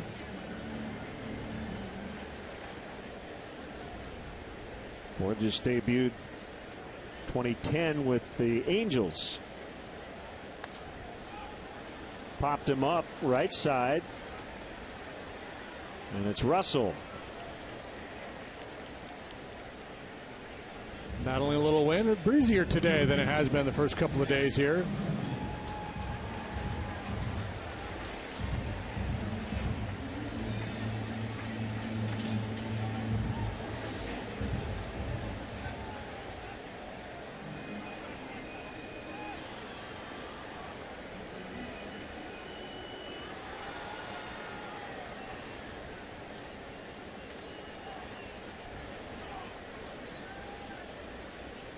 Texas native Matt Carpenter. Ball one.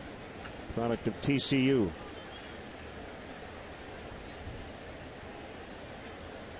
Yeah, grew up around the game. His dad, a high school baseball coach, very successful in the Houston area.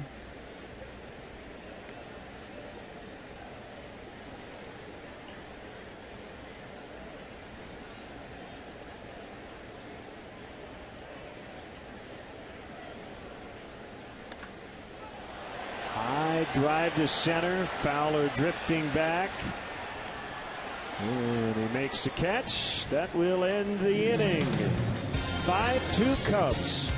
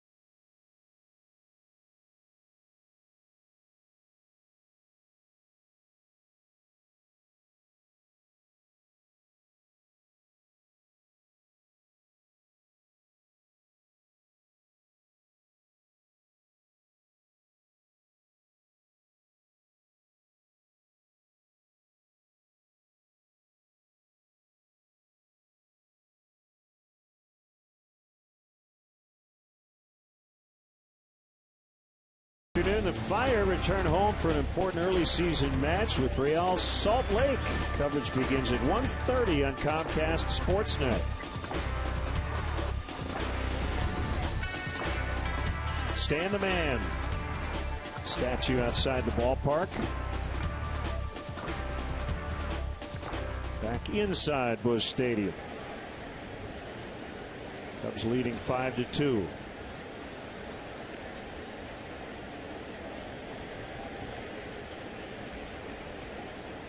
Stan Musial passed away on January 19th, 2013.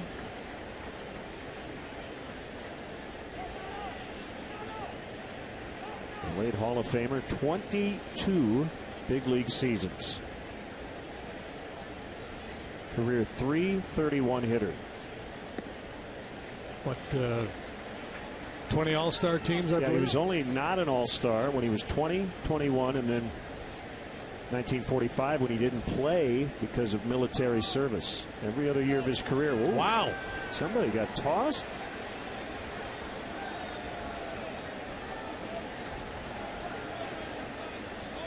I think Joe's had it. He didn't like the Soler call, and there have been some other calls I think he's been aggravated about. So he and DJ Rayburn going at it. Well, Chris Bryant was rung up his first time up on a borderline pitch. We had it, right on the corner at the bottom of the knees. And Soler was rung up on that one that we showed again. It was clearly off the plate outside. You could read his lips. He said that was a foot outside. There was another four-letter word in there that I will not repeat.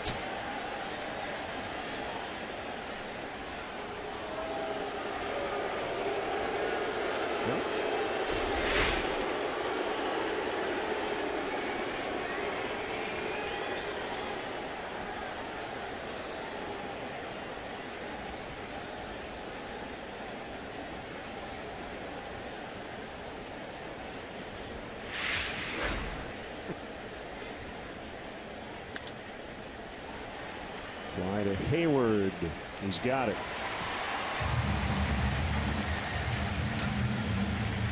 Well, this might have been the one that really got the joke. Yeah, well, he's got a young guy that's had his ups and downs, and he's kind of grinding and trying to be disciplined. He's chased bad pitches at times over the last few weeks, so Madden's going to stand up for him. I think that's the one that really got his attention. And second time he's gotten the thumb. It was April 17th. The first time as Ross lines one to the wall. Give him two. Well, Ross been up there swinging early all three times tonight, attacking that first pitch. Pays dividends this time as he hammers a double off the wall and left.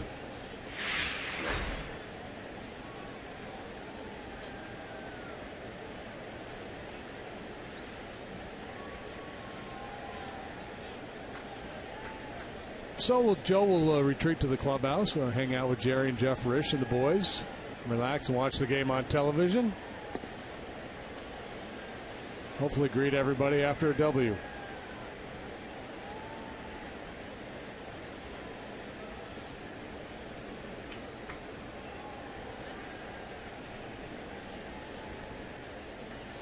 The 0-1 to Lester catches a corner. So Dave Martinez, the bench coach, will manage the club the rest of the night. There's Davey. And it's a safe situation for him. Yep. Cubs have a three-run lead. Joe stayed around long enough to qualify for the win. I think this is 1 year too, JD, where the manager is maybe a little more sensitive to his young hitters who are not going to have the reputation and probably can't argue like a veteran hitter would to a home plate umpire. Yeah, and I think any manager, if he feels like his guys are kind of struggling a little bit, he wants to make sure they know he's got their back.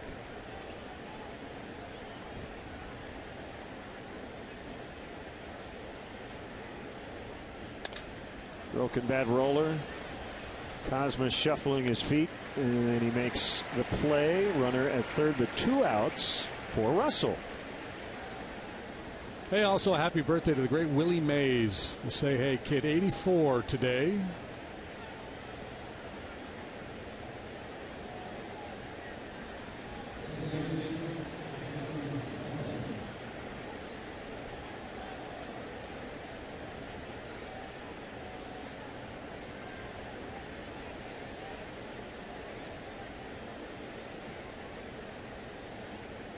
Pitch number 101 from Lance Lynn, misses outside on a slider.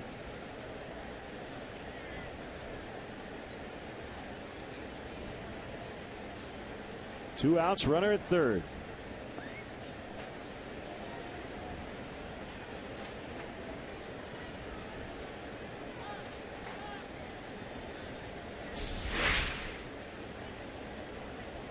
It's a run saver. But it's also, he's got very good hands, but that knee is bugging him. I was watching him run after that foul pop earlier. He's not as nimble back there as he normally is.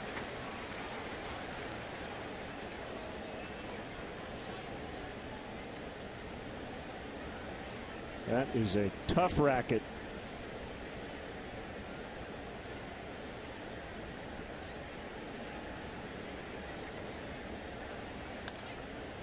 He's won 7 consecutive gold gloves. A few years ago, 4 years ago, they started this platinum glove thing that goes to the best defender among all the gold glovers, the best defender, period. And he's won 3 of the first 4 of those.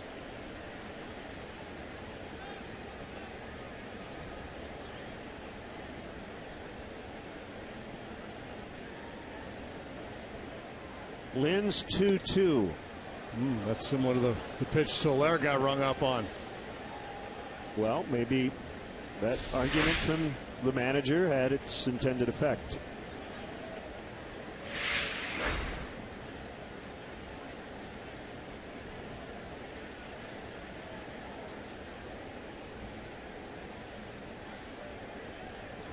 Swing and a miss for strike 3. We go to the last of the 6th. Cubs leading 5-2.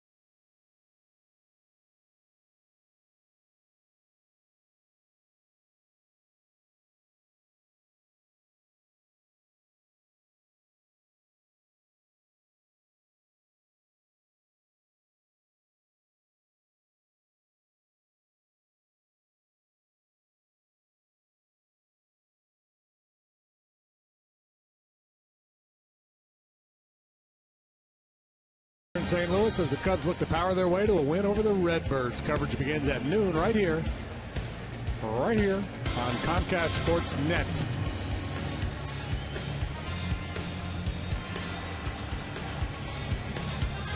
Always busy here in downtown St. Louis during the baseball season. They've got the new ballpark village. It's always hopping before, during, and after the games. 1 strike on Matt Holliday.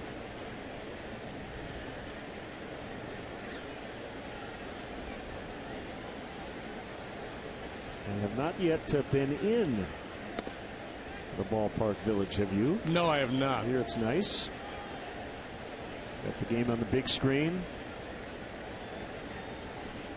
Done a nice job with all the construction around this ballpark, which opened on April 4th, 2006.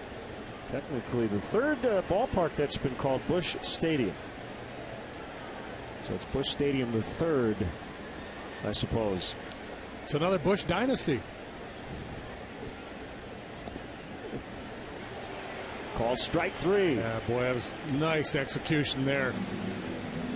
Got him leaning out on the front foot on the previous curveball, and then, mindful of that, slips the heater over the inside corner. Lester Upper 70s, 77 pitches, 51 for strikes. So good number so far for John in that regard. He's in tip-top shape, strong, good to go here. Reynolds hits it on the ground. Did you see what Starlin did? That's great. Chris Bryant made the play, and Castro mimicked it. He's rehearsing just in case he made the play. He's staying with it. Double pump. Oh, I love it. That's fun. It's like a Globetrotters routine or something. Just glad it didn't confuse Rizzo. Rizzo looked a little confused, to tell you the truth.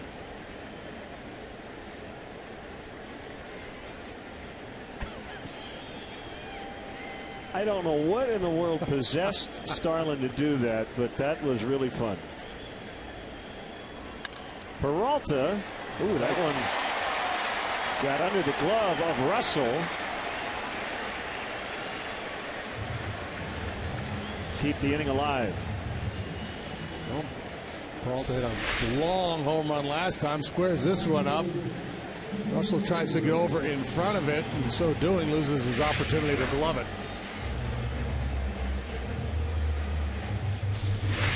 Kind of an awkward play by Russell, but that'll be ruled a base hit. So it's like, what is going on? An error charge to Russell. Second Cub error in this game.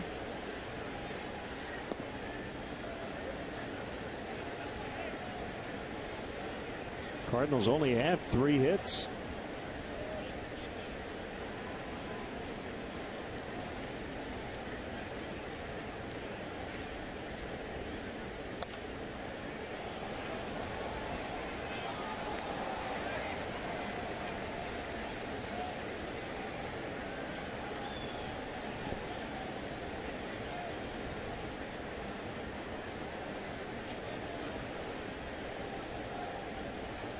He looked like Max Patkin is who he looked like. Remember old Max? Yes.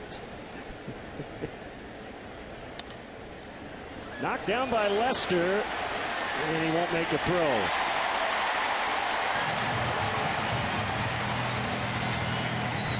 Well, this has gotten interesting all of a sudden. 2 quick outs. Error by Russell on a sharply hit ball by Peralta, and now Lester not able to make a play on this comeback off the bat of Hayward.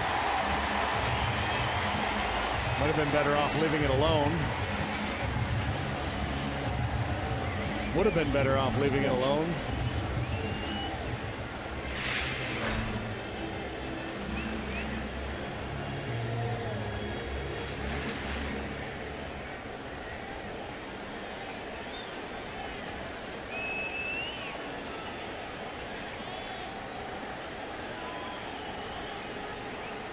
Hello, Molina.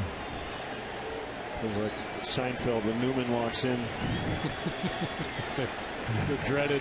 Yeah. One of the last 2 seasons prior to this one, Molina better than .400 against Cub pitching.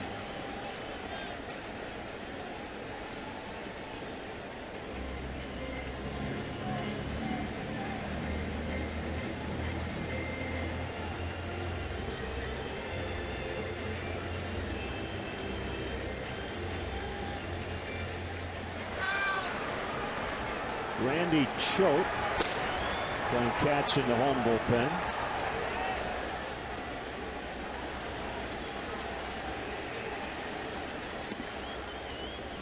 Fans chanting Yadi Yadi.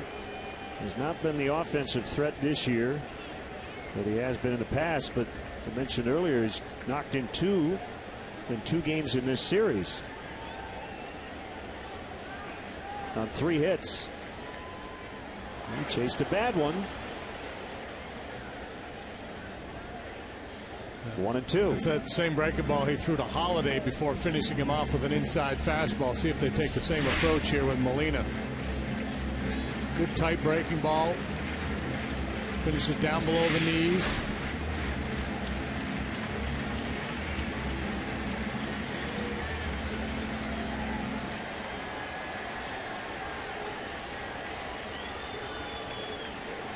Deep breath, thinking about it, visualizing what he wants to do with this pitch.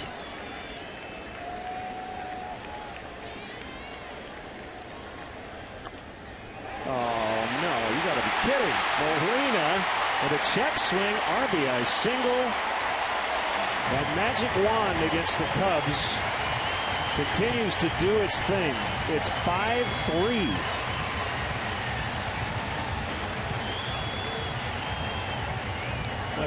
That's just absurd is what that is.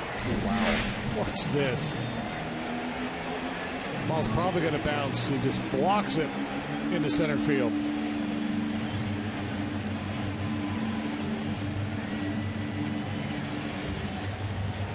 Will be an unearned run.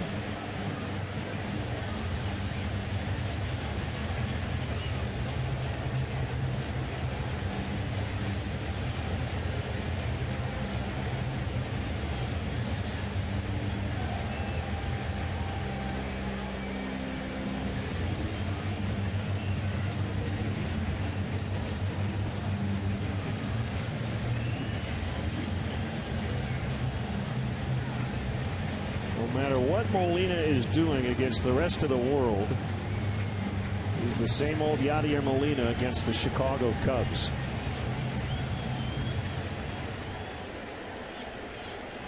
He's one of those guys where we see him and we go, oh, he's hitting 296. I mean, you assume he's just hitting 480 against everybody. But he actually does make outs. Cosmo's hit the ball hard twice tonight. Both times outfielder's been able to track it down. Hit that ball hard, but way foul.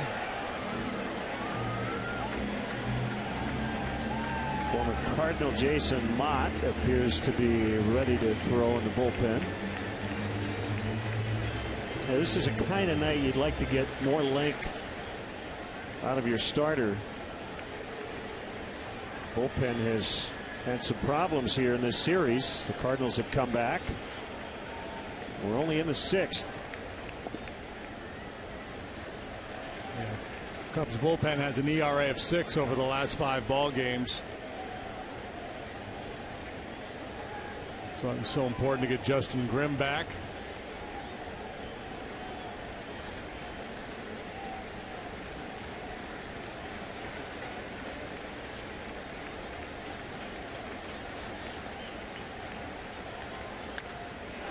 Line drive, base hit. Hayward toward the plate. Throw up the first base line. Throw to second. Safe there. 5-4. Error, single, single, single. After 2 are out here in the 6th.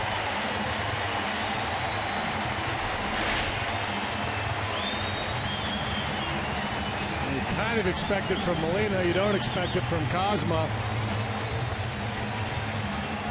Hayward had a great lead at second base. He's a very good base stealer. Good tight turn at third. Are you okay with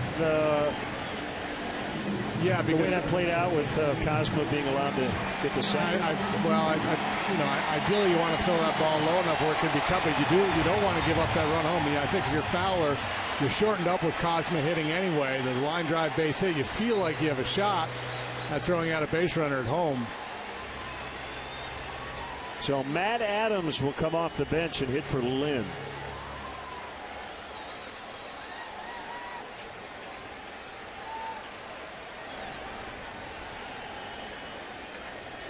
The pitch is away, ball 1.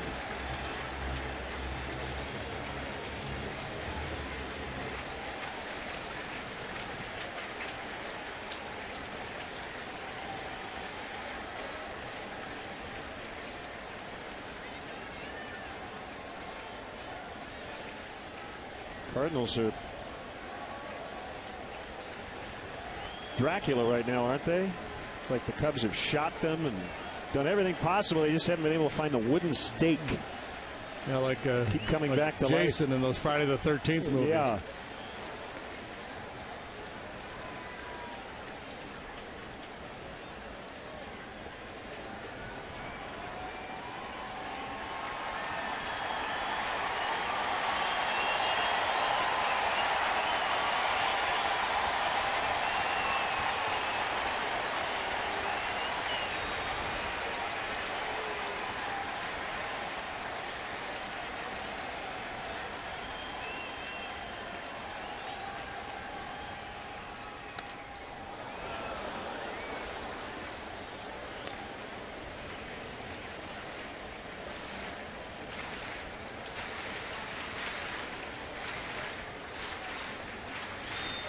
It was Monday night. We had that full moon overhead that helped explain the crazy goings on of that ball game.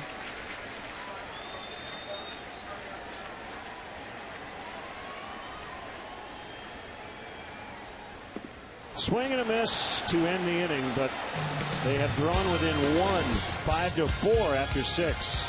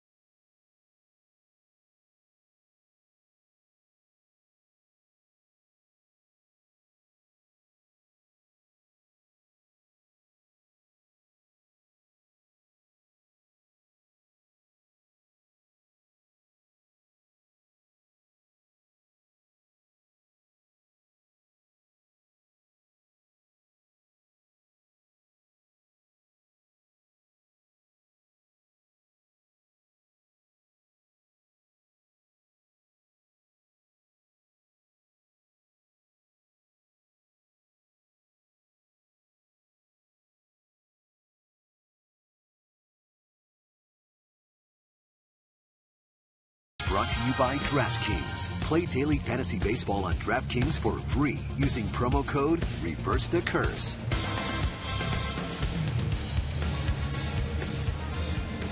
John Lester has a lead, but it hasn't been easy. It's a 5-4 ball game as we get into the 7th. Of the 4 runs he's allowed, only 1 has been earned.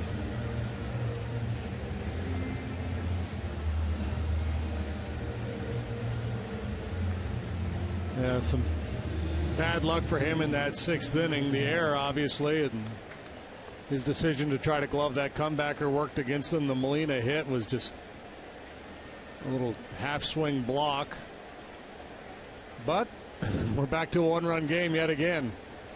Now the veteran left-hander Randy Choate, he's 39 years old. He's been around since 2000 when he came up with the Yankees.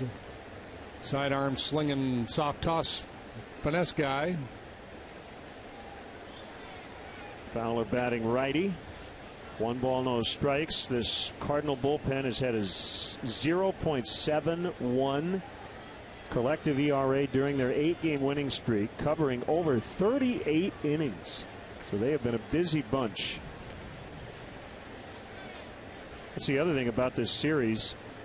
Carlos Martinez was not good Monday. Somehow the Cardinals survived. Tyler Lyons didn't get through 5 last night as Fowler grounds out to Peralta. Tonight the Cubs nicked Lynn for 5 runs in his 6 innings. You feel like you've done good damage against their starters, but you're just not getting rewarded. And the pitching is what has really carried the Cardinals to this point.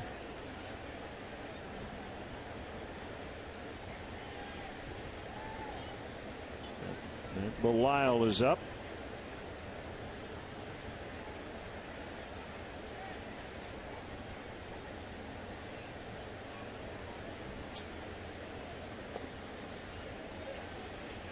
Choate on here now for Coughlin and Rizzo, and then if the inning keeps going, Belisle will come out of the bullpen. Zach Roskup loosening for the Cubs.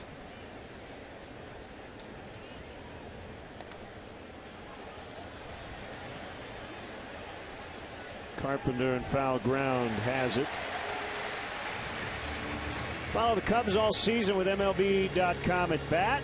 at bat is up to the moment at any moment with in-game highlights, live look-ins, replay reviews, radio broadcasts, StatCast, and more. Get MLB.com at bat for your smartphone or tablet.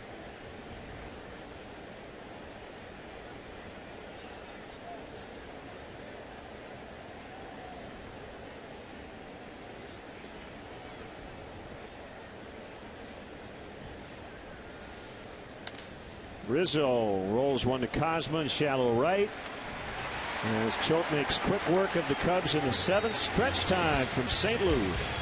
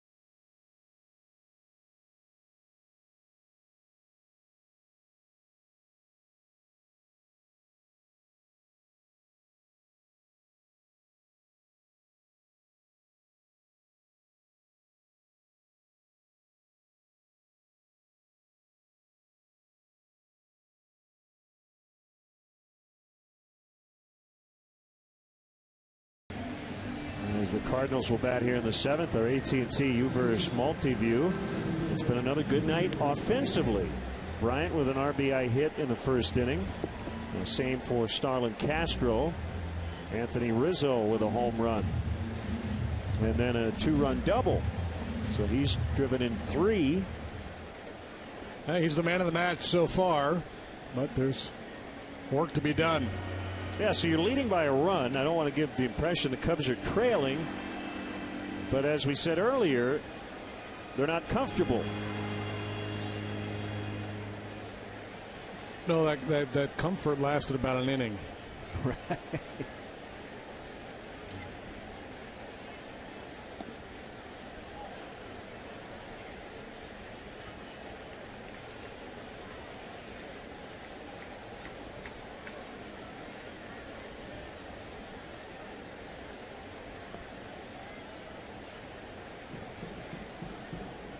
It's about as comfortable as riding home from the beach in a wet bathing suit.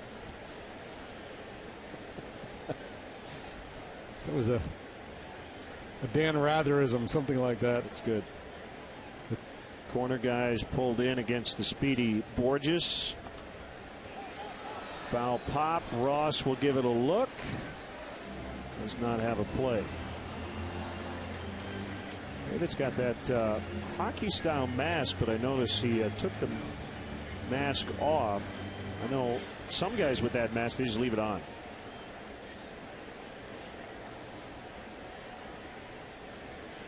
Yeah, because you have the old school mask. If you try to lift your head with it on, it's going to move around on you and impede your vision. This one is designed not to do that.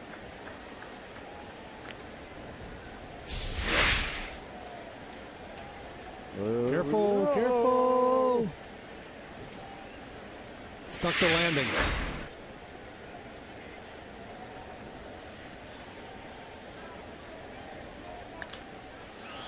Driven in the air to right center where Soler will make the grab. Good guy to keep off base with his wheels. He could be a real factor in a one-run ball game. Joe Madden got kicked out of this one in the 6th, so it's Dave Martinez managing the rest of the way. Here's Carpenter. A walk, a ground out, and a fly out. CC Sabathia is 0-5. He lost to the Blue Jays and Mark Burley tonight. 5-1 Toronto over the Yankees.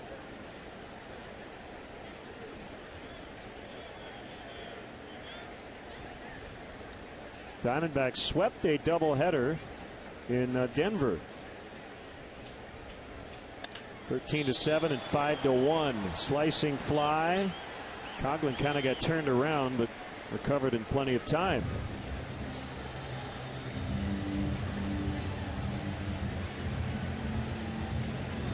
Padres clubbed the Giants 9-1 in San Francisco.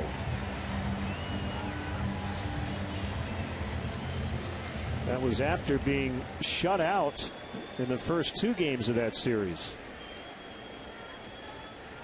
Yeah, they jumped on the kid Heston early on. Yeah.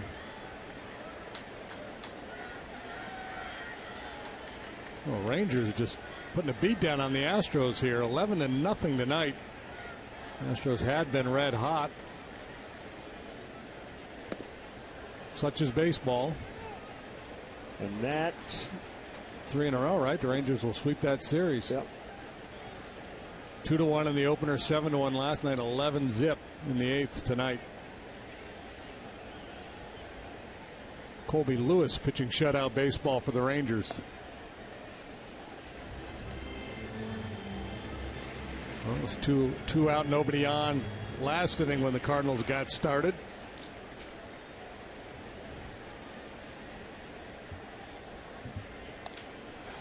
Holiday to left. Long run Coughlin. He was playing way off the line, and that's going to land fair and then bounce out of play for an automatic double.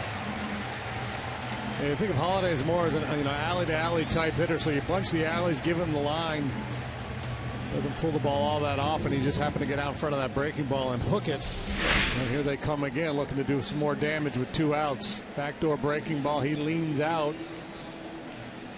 And just floats one down the left field line.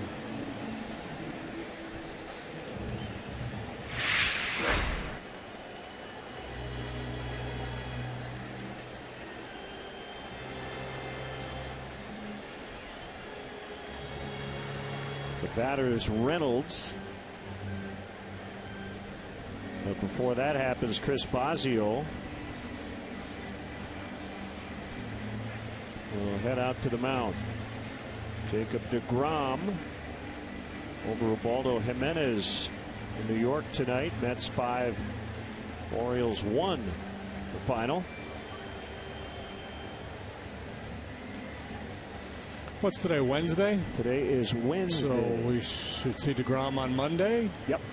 No. Off days? Tomorrow. I think it's Cologne, deGrom, Harvey to start that series.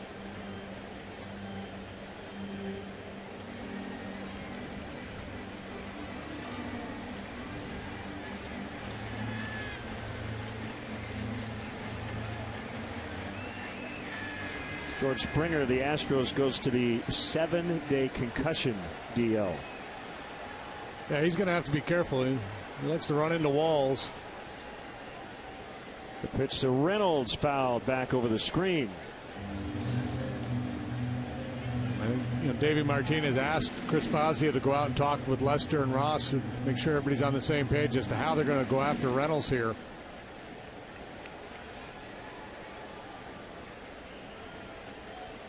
Probably, let's try to get him out, but if you fall behind, don't feel like you have to come in. You got a base open. Club foul.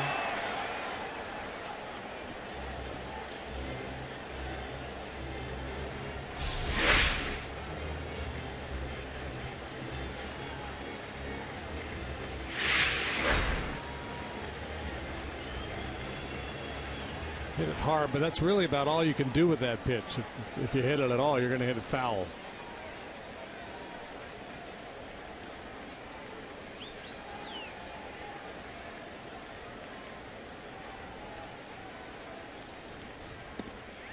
Strike 3 called to end the inning as they strand the tying run at second. 5-4 Cubs.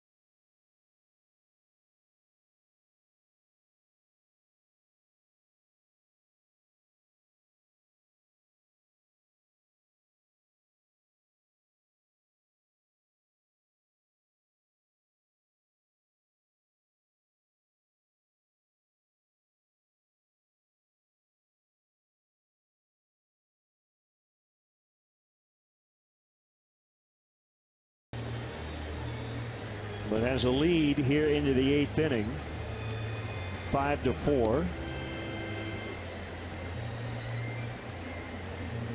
And here's Matt Belisle. Belisle, a veteran, has been around a good long while, and off to a good start here with the Cardinals. 12 games, 1-0 with an .082 earned run average. Lynn went 6 innings, allowed 8 hits, 5 runs, all earned. Randy Choate, 1 clean inning, and now Belisle. 4-pitch mix, fastball, curve, slider, change. Choate needed 6 pitches to go 1-2-3 in the 7th.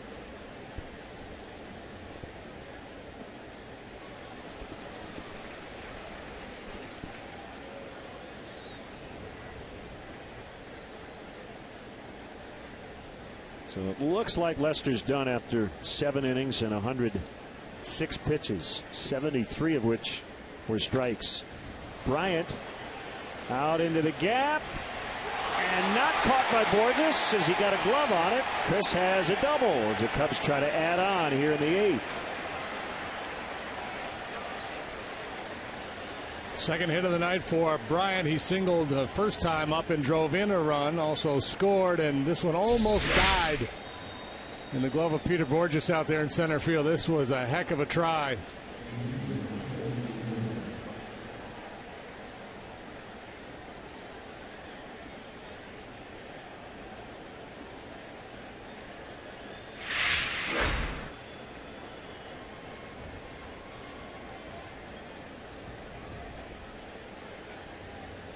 Here's Soler, 3 shots to add some insurance. Single ground out, strikeout looking on a bad pitch that we think ultimately led to Joe Maddon getting kicked out of this game.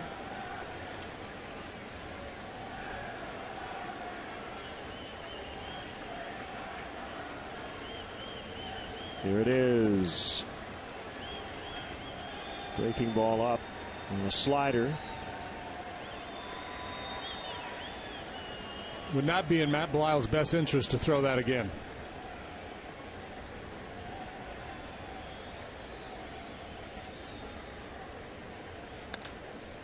Bounce towards center, base hit. Bryant around third. He's going to score. It's 6-4. There's some insurance, courtesy Jorge Soler.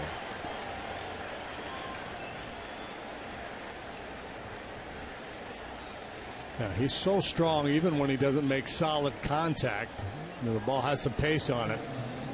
You've seen some of the jam shots to the outfield. This time he gets on top of the ball, just beats it into the ground, but it's got a lot of top spin and scoots through that infield.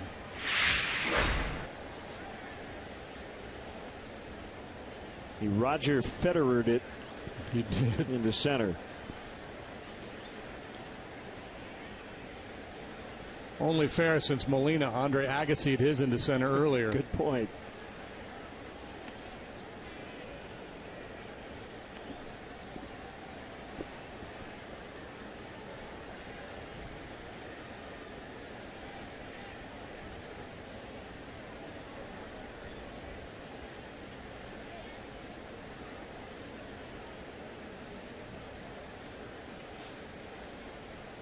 Craig Biggio would be proud of that helmet. Well, that was hit hard, but that becomes a tailor-made double play when you hit it right at a middle infielder. 6-4-3. 2 outs.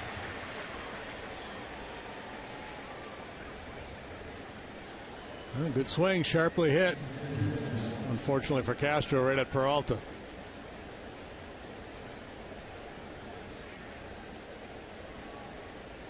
Pedro Strop looking to bounce back. A couple of tough outings. And then Sunday and Monday as he gets ready for the bottom of the 8th. Cardinals will have Peralta, Hayward, and Molina due. See if Molina calls for a breaking ball here. Yeah, well, he's been throwing them first pitch fastballs all night, and David's been taking pretty healthy rips at it.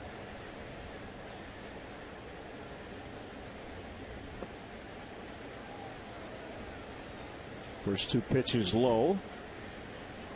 2-0 on Ross.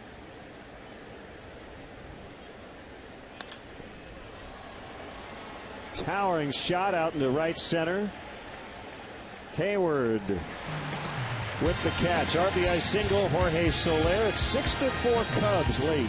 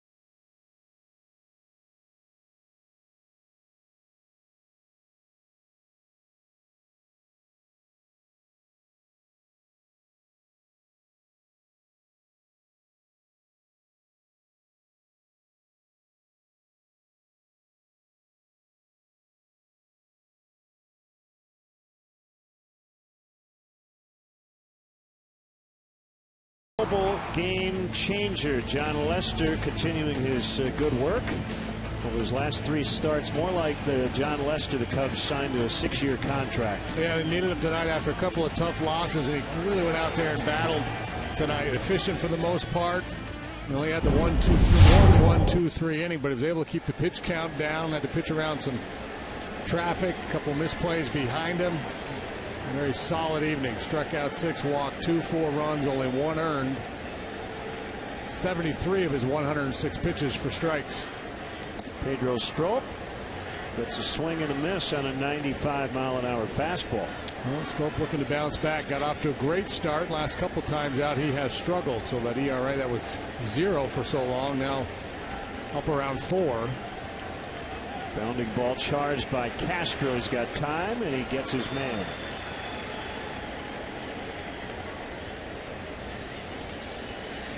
And that's the thing. So, Lester goes out there in the 6th, gets 2 quick outs, and then they put that inning together against him. He had to work awfully hard to finish off that inning.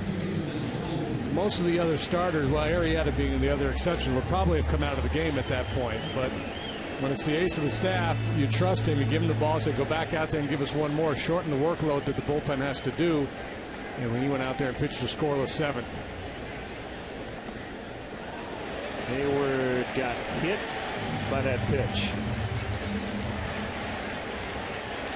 Strop's first 12 appearances were scoreless, but then he gave up 2 on Sunday and took the loss. He gave up 3 on Monday and was charged with a loss. His ERA went from 0 to 1.59 to 3.97 in 2 outings. Molina, 2 hits, 2 RBIs. Ball 1.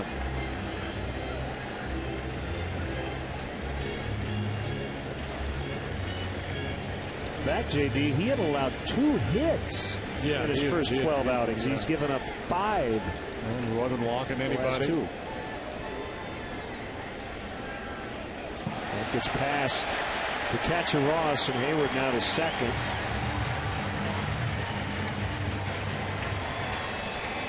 So no hits in this inning, and Cardinals have a runner at second on a wild pitch.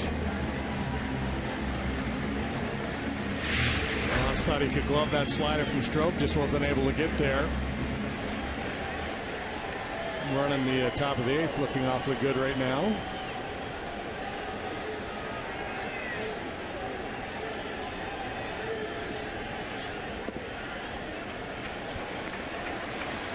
Three and 0.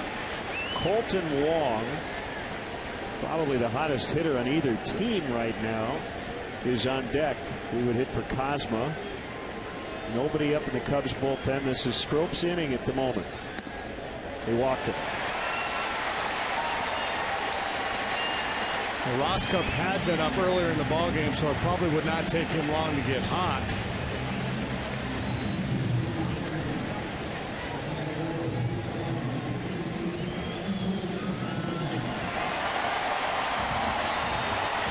Wong seems to be really coming into his own now. He is 8 for 12 his last 3 games. 5 hits already in this series.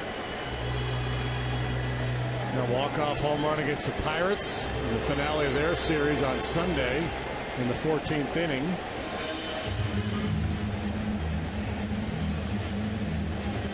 JD, you know, when things happen like the beating of Gene Segura the other day, we tend to make those benchmarks depending on how a pitcher reacts to it. And I am in no way saying that that has negatively affected Strop, but does it at least make you wonder when you have a guy be that good and all of a sudden things have kind of... I think it's more the damage that he gave up.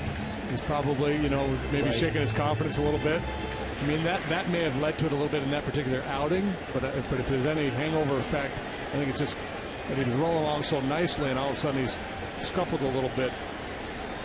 Tony Cruz, by the way, is running for Molina at first.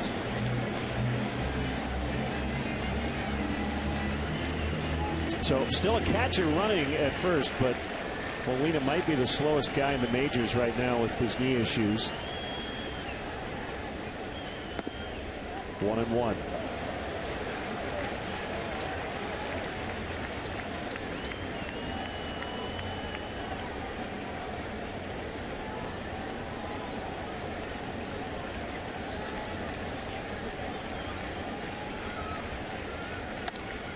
Base hit left field. Hayward's coming. Coghlan's throw cut off. 6-5. Another big hit off the bat of Colton Wong. This time off the bench.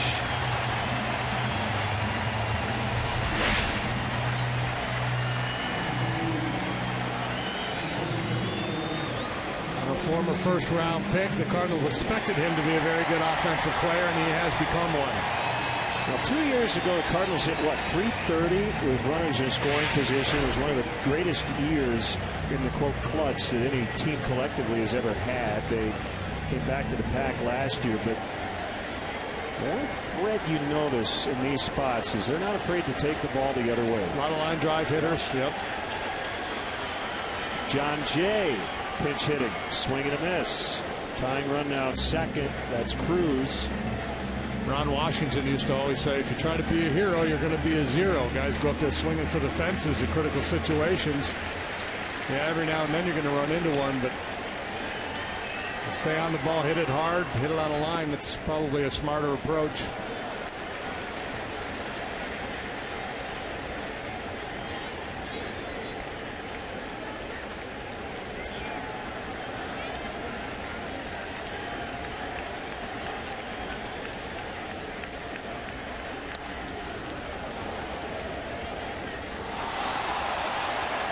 Cubs scored 9 runs Monday, 4 last night. They've got 6 here tonight, and they're hanging on by their fingernails trying to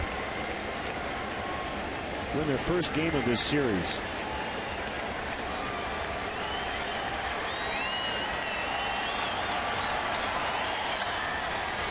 Castro to the bag, double play, 6-3 to end the inning. So Strop gives up 1, that gets the big double play ball to end it. 6-5 as we go to the ninth.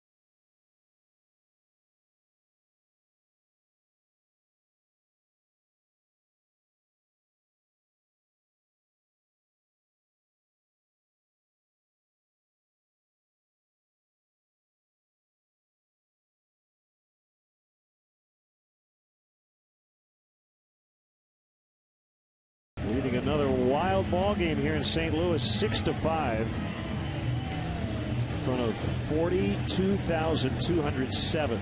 We'll wrap up the series tomorrow afternoon. Jake Arrieta and John Lackey. And here's ex-Cub Carlos Villanueva. Carlos, a non-roster invitee to spring training with the Cardinals this spring, made the ball club, and he has rewarded them with some solid work. He's been in 7 ball games and has 3. That's a pretty good ratio right there. 7 games, 3 wins. 0.71 ERA. He worked 2 1/3 here on Monday. Allowed a hit and a run. It was unearned. He struck out 4. So Wong plays second. Cruz will catch, and Miguel Montero will hit for Strop.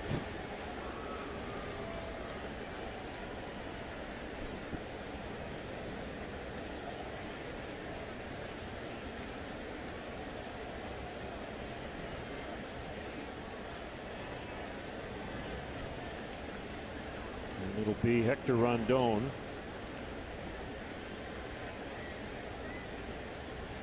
In the bottom of the ninth.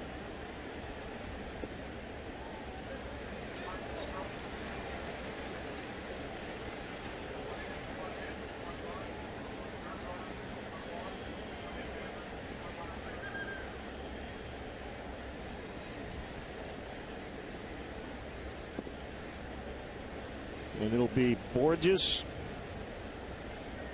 Carpenter, and Holiday.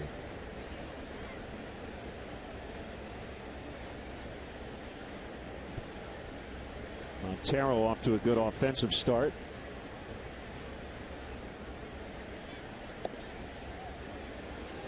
It's 2-1 on him. They've really been swinging well lately, hasn't he?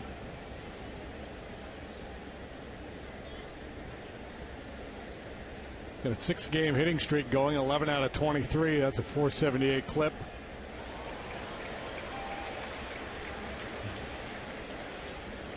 Still trying to get loose there. Coming off the bench, took a big swing.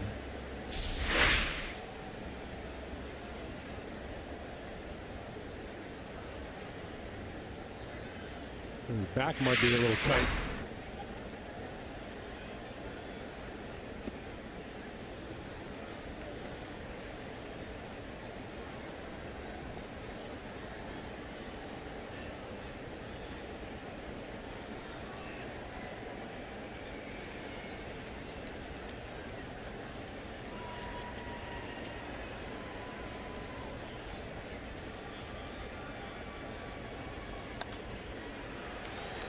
Spoiler, 3-2. We'll do it again.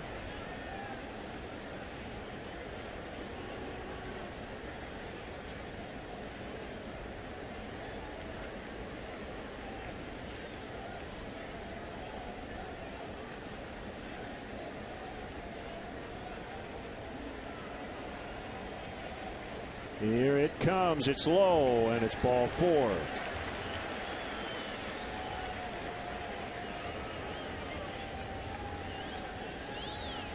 That works. When Montero's night is done, looks like Matt Caesar's going to come in and run for him. Caesar just back from AAA Iowa.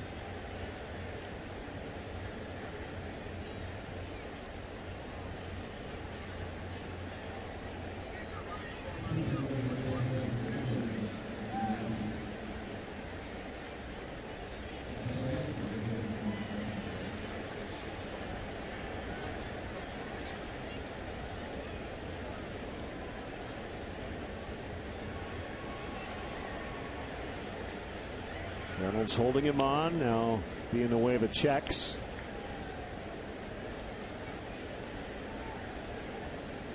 Reds shut out the Pirates in Pittsburgh tonight, 3-0.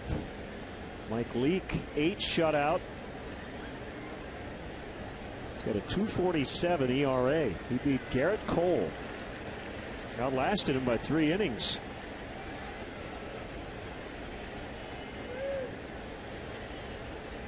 So the Reds have won the first 2 games of that series, allowing 1 hit combined. They'll go for the sweep tomorrow night.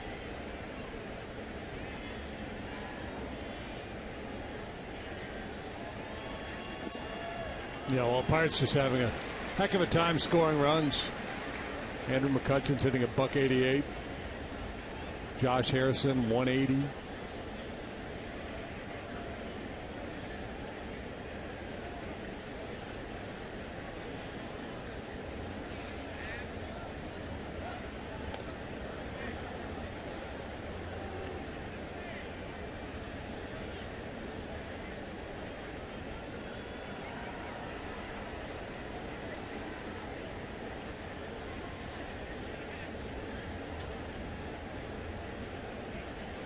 Pretty good lead by Caesar. Another throw. It's still about half the lead Matt Carpenter had against Lester earlier.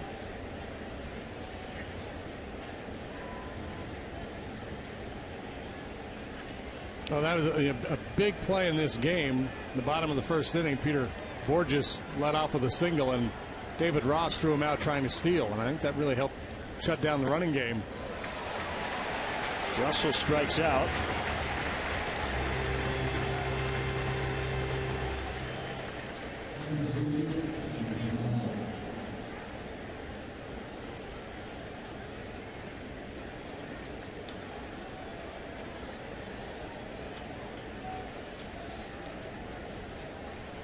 Yeah, David Ross, a big throw there in the first inning. If the Cardinals were thinking about taking liberties throughout the night with John Lester on the mound, he shut that down early. I love how engaged he is when he catches. I mean, he is so committed to his guy on the mound.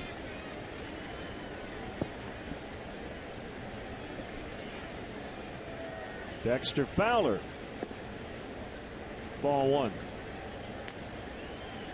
Tampa Bay beat the Red Sox 5-3.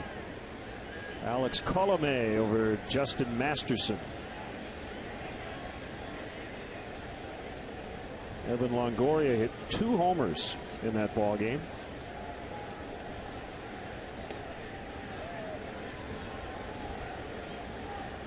Kind of get the impression Joe Madden likes Evan Longoria. We've heard a lot of stories about his name comes up. Performances from Joe's longtime third baseman.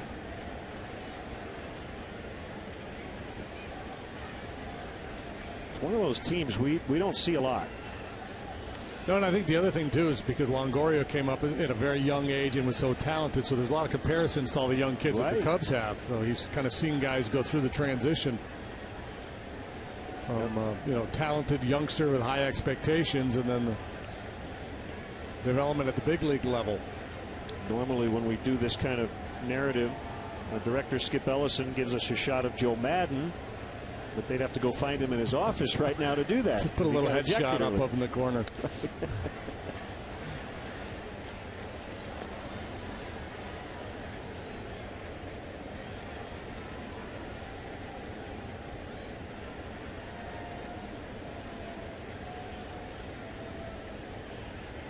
Milwaukee leading the Dodgers 6-3 as they have now gone to the ninth. You know, Joe is so accessible, we could probably get him on the phone up here. We could get it's ejection phone. Anytime Joe gets ejected, we'll have him live on the call-in line.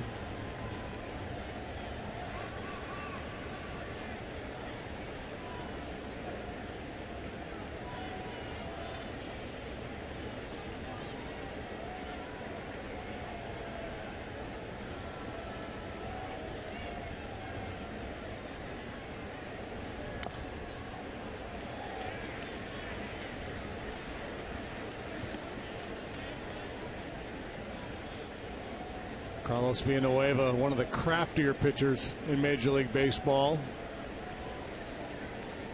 Any pitch in any count.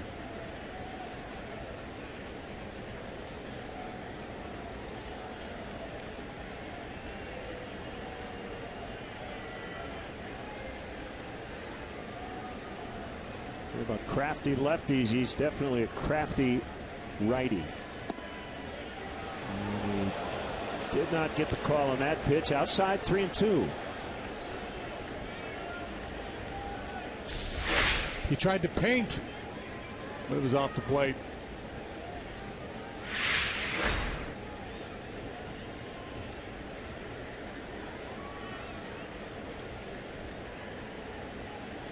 Caesar the runner at first. One out and a 3-2 coming up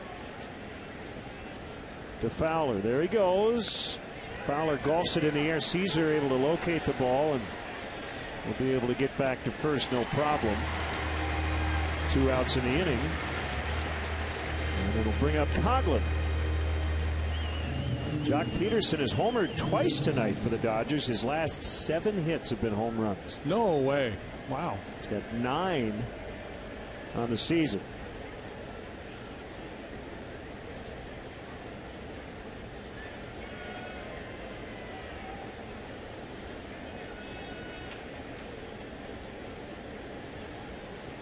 So there's your leader in the clubhouse for Rookie of the Year. Yeah, it's early. Early, yeah. Well, he's leader, off to a great start. Shouldn't say in the clubhouse. Right. Leader, early leader.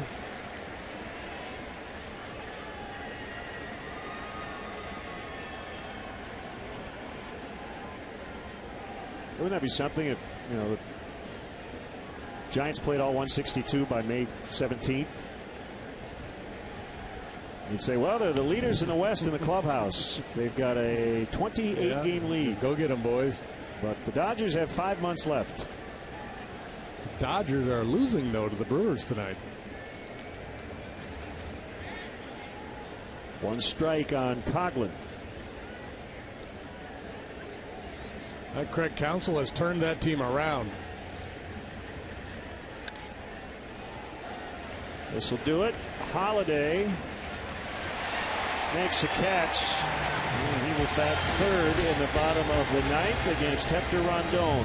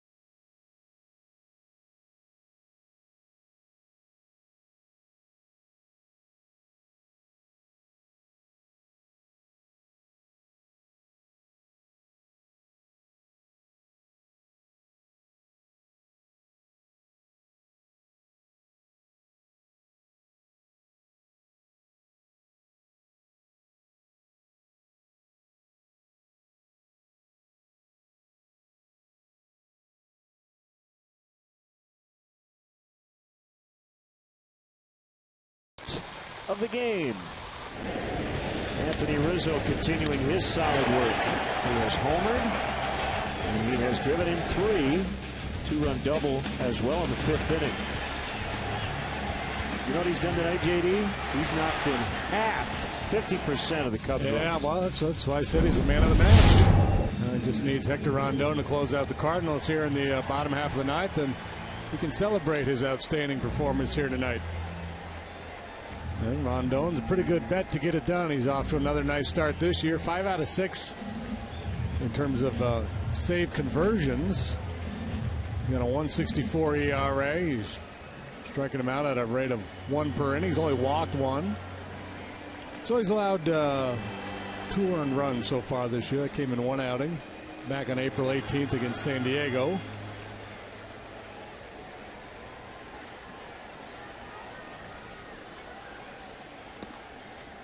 Good start. 0-1 to Borges. This guy can be a fly in the ointment. Need to keep him off base. Bryant taking away the bunt. Tight to the line at third.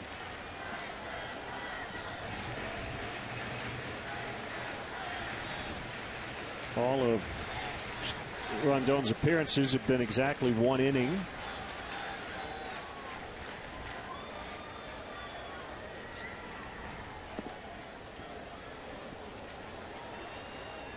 Oh, cutting action on that fastball at 93.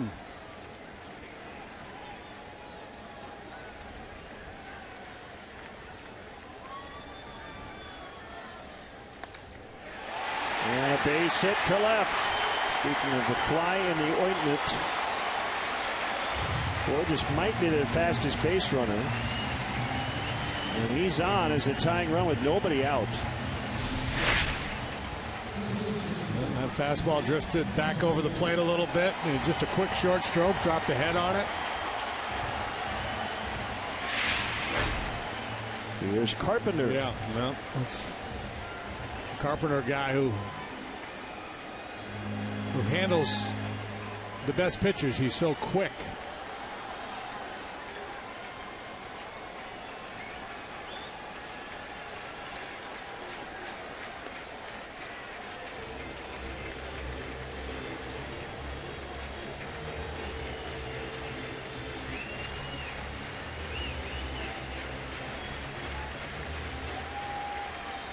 Another edge of your seat moment in this series.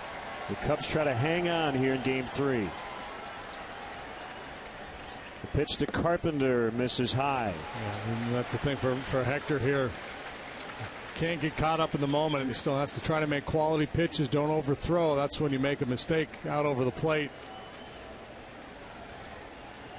Easier said than done.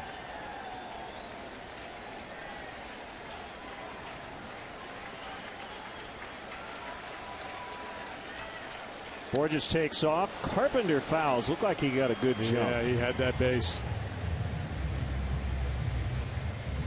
Cubs catch a break.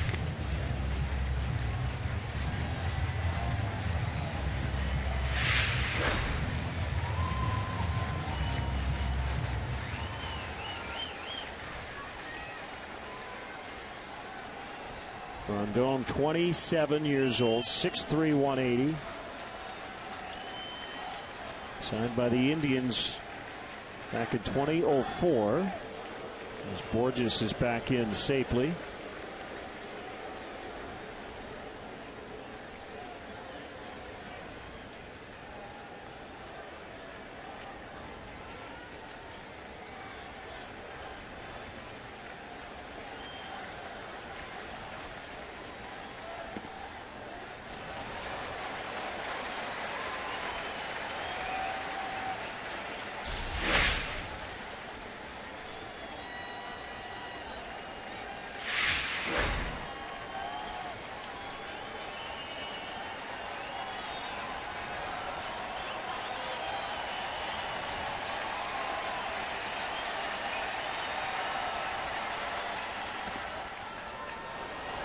Two and two.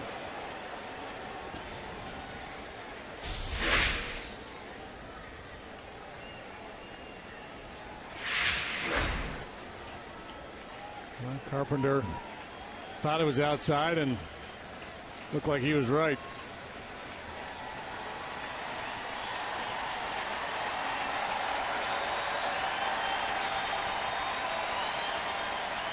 Rondon ready. Borges runs. Carpenter bounces. Rizzo. Nice play. Rondon covering, but Borges all the way to third. A nice defensive play to get Carpenter.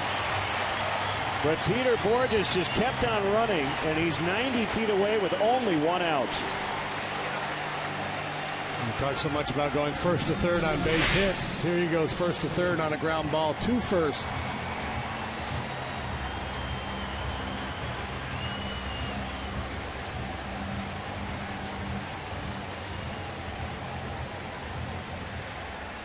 Good aggressive base running by Borges. We've seen a lot of it in this series. From Chris Bryant, from Borges, from Jason Hayward. Infield in against Matt Holliday. Ball one. 6-5 Cubs, bottom of the ninth, one out. Runner at third.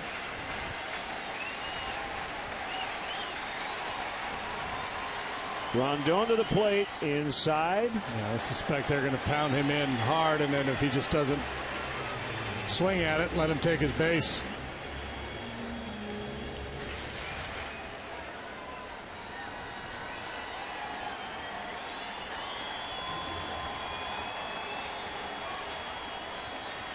Well, I'm going to go away here.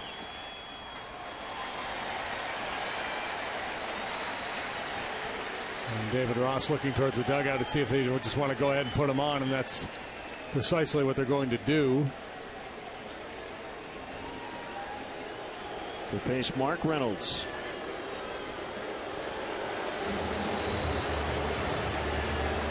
I am not a nail biter, but if I were, I wouldn't have anything left to chew on. This is very entertaining baseball here.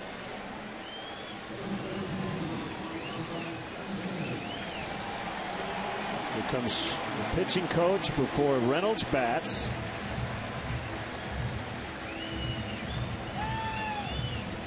He has been right in the middle of things throughout this series. Part-time player, the big grand slam Monday, off the bench to win the game last night.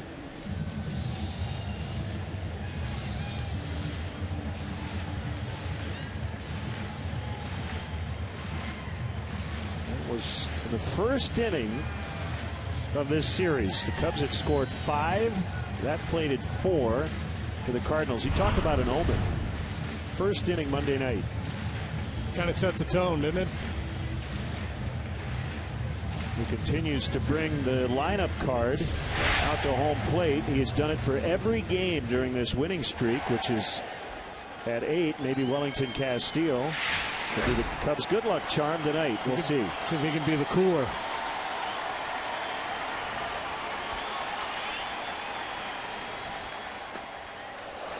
Well, Rondon's got to find the strike zone again after walking Holliday. They've got the big shift on, and Rizzo holding the runner on, so there's not much on the right side of the infield right now. This is a very interesting alignment in this spot. So what that tells you is that Mark Reynolds very rarely, if ever, hits the ball on the ground to the right side of second base. Yeah, and then if he wants to try to change his swing to make that happen, the Cubs are happy to let him try it. To try to get out of his game, to try to exploit that hole. Low and outside. These are situations where if you're the defensive team, you don't mind having that hitter up there with a lot of different thoughts racing through his mind. Should I try to poke one through that hole? Should I try to punch it the other way? That's not his game. The 2-1. Now 2-2. Don't have to tell you how big a punch out would be in this spot.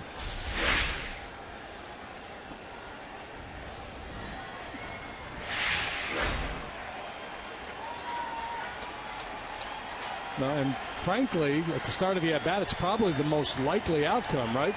given Reynolds' history and Rondon's stuff. He struck him out. 2 away. Doesn't always work out the way you'd like it, but well executed by Rondon after the visit from Chris Bosio. Reynolds a little anxious with 2 strikes and an RBI spot. Rondon able to exploit it. Not out of the woods yet. Johnny Peralta, who has homered tonight. Everybody back with 2 outs. Borges, a tying run at third. Holiday, the winning run at first. Here we go. Slider missing. We've seen Rondon go away from his fastball quite a bit here.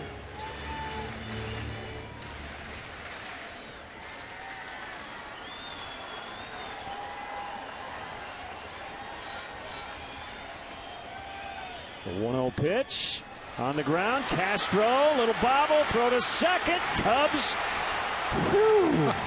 win. Cubs win. Yeah, I see Addison Russell.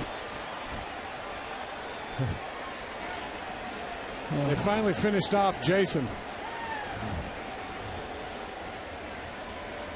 Anxious moments at the end. Castro's finally able to get the handle and get the out. Looks routine. Wasn't routine. But they got him. Woo. 4-game losing streak over. 8-game winning streak done. Chance for a split tomorrow, which would feel like you won the series.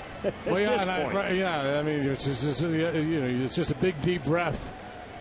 More relief than anything after letting 2 get away to hang in there and win this one tonight. Yeah, we are all feeling a little woozy right now. We're back with you tomorrow for the final game of this 4-game series. 12:30 Central Time.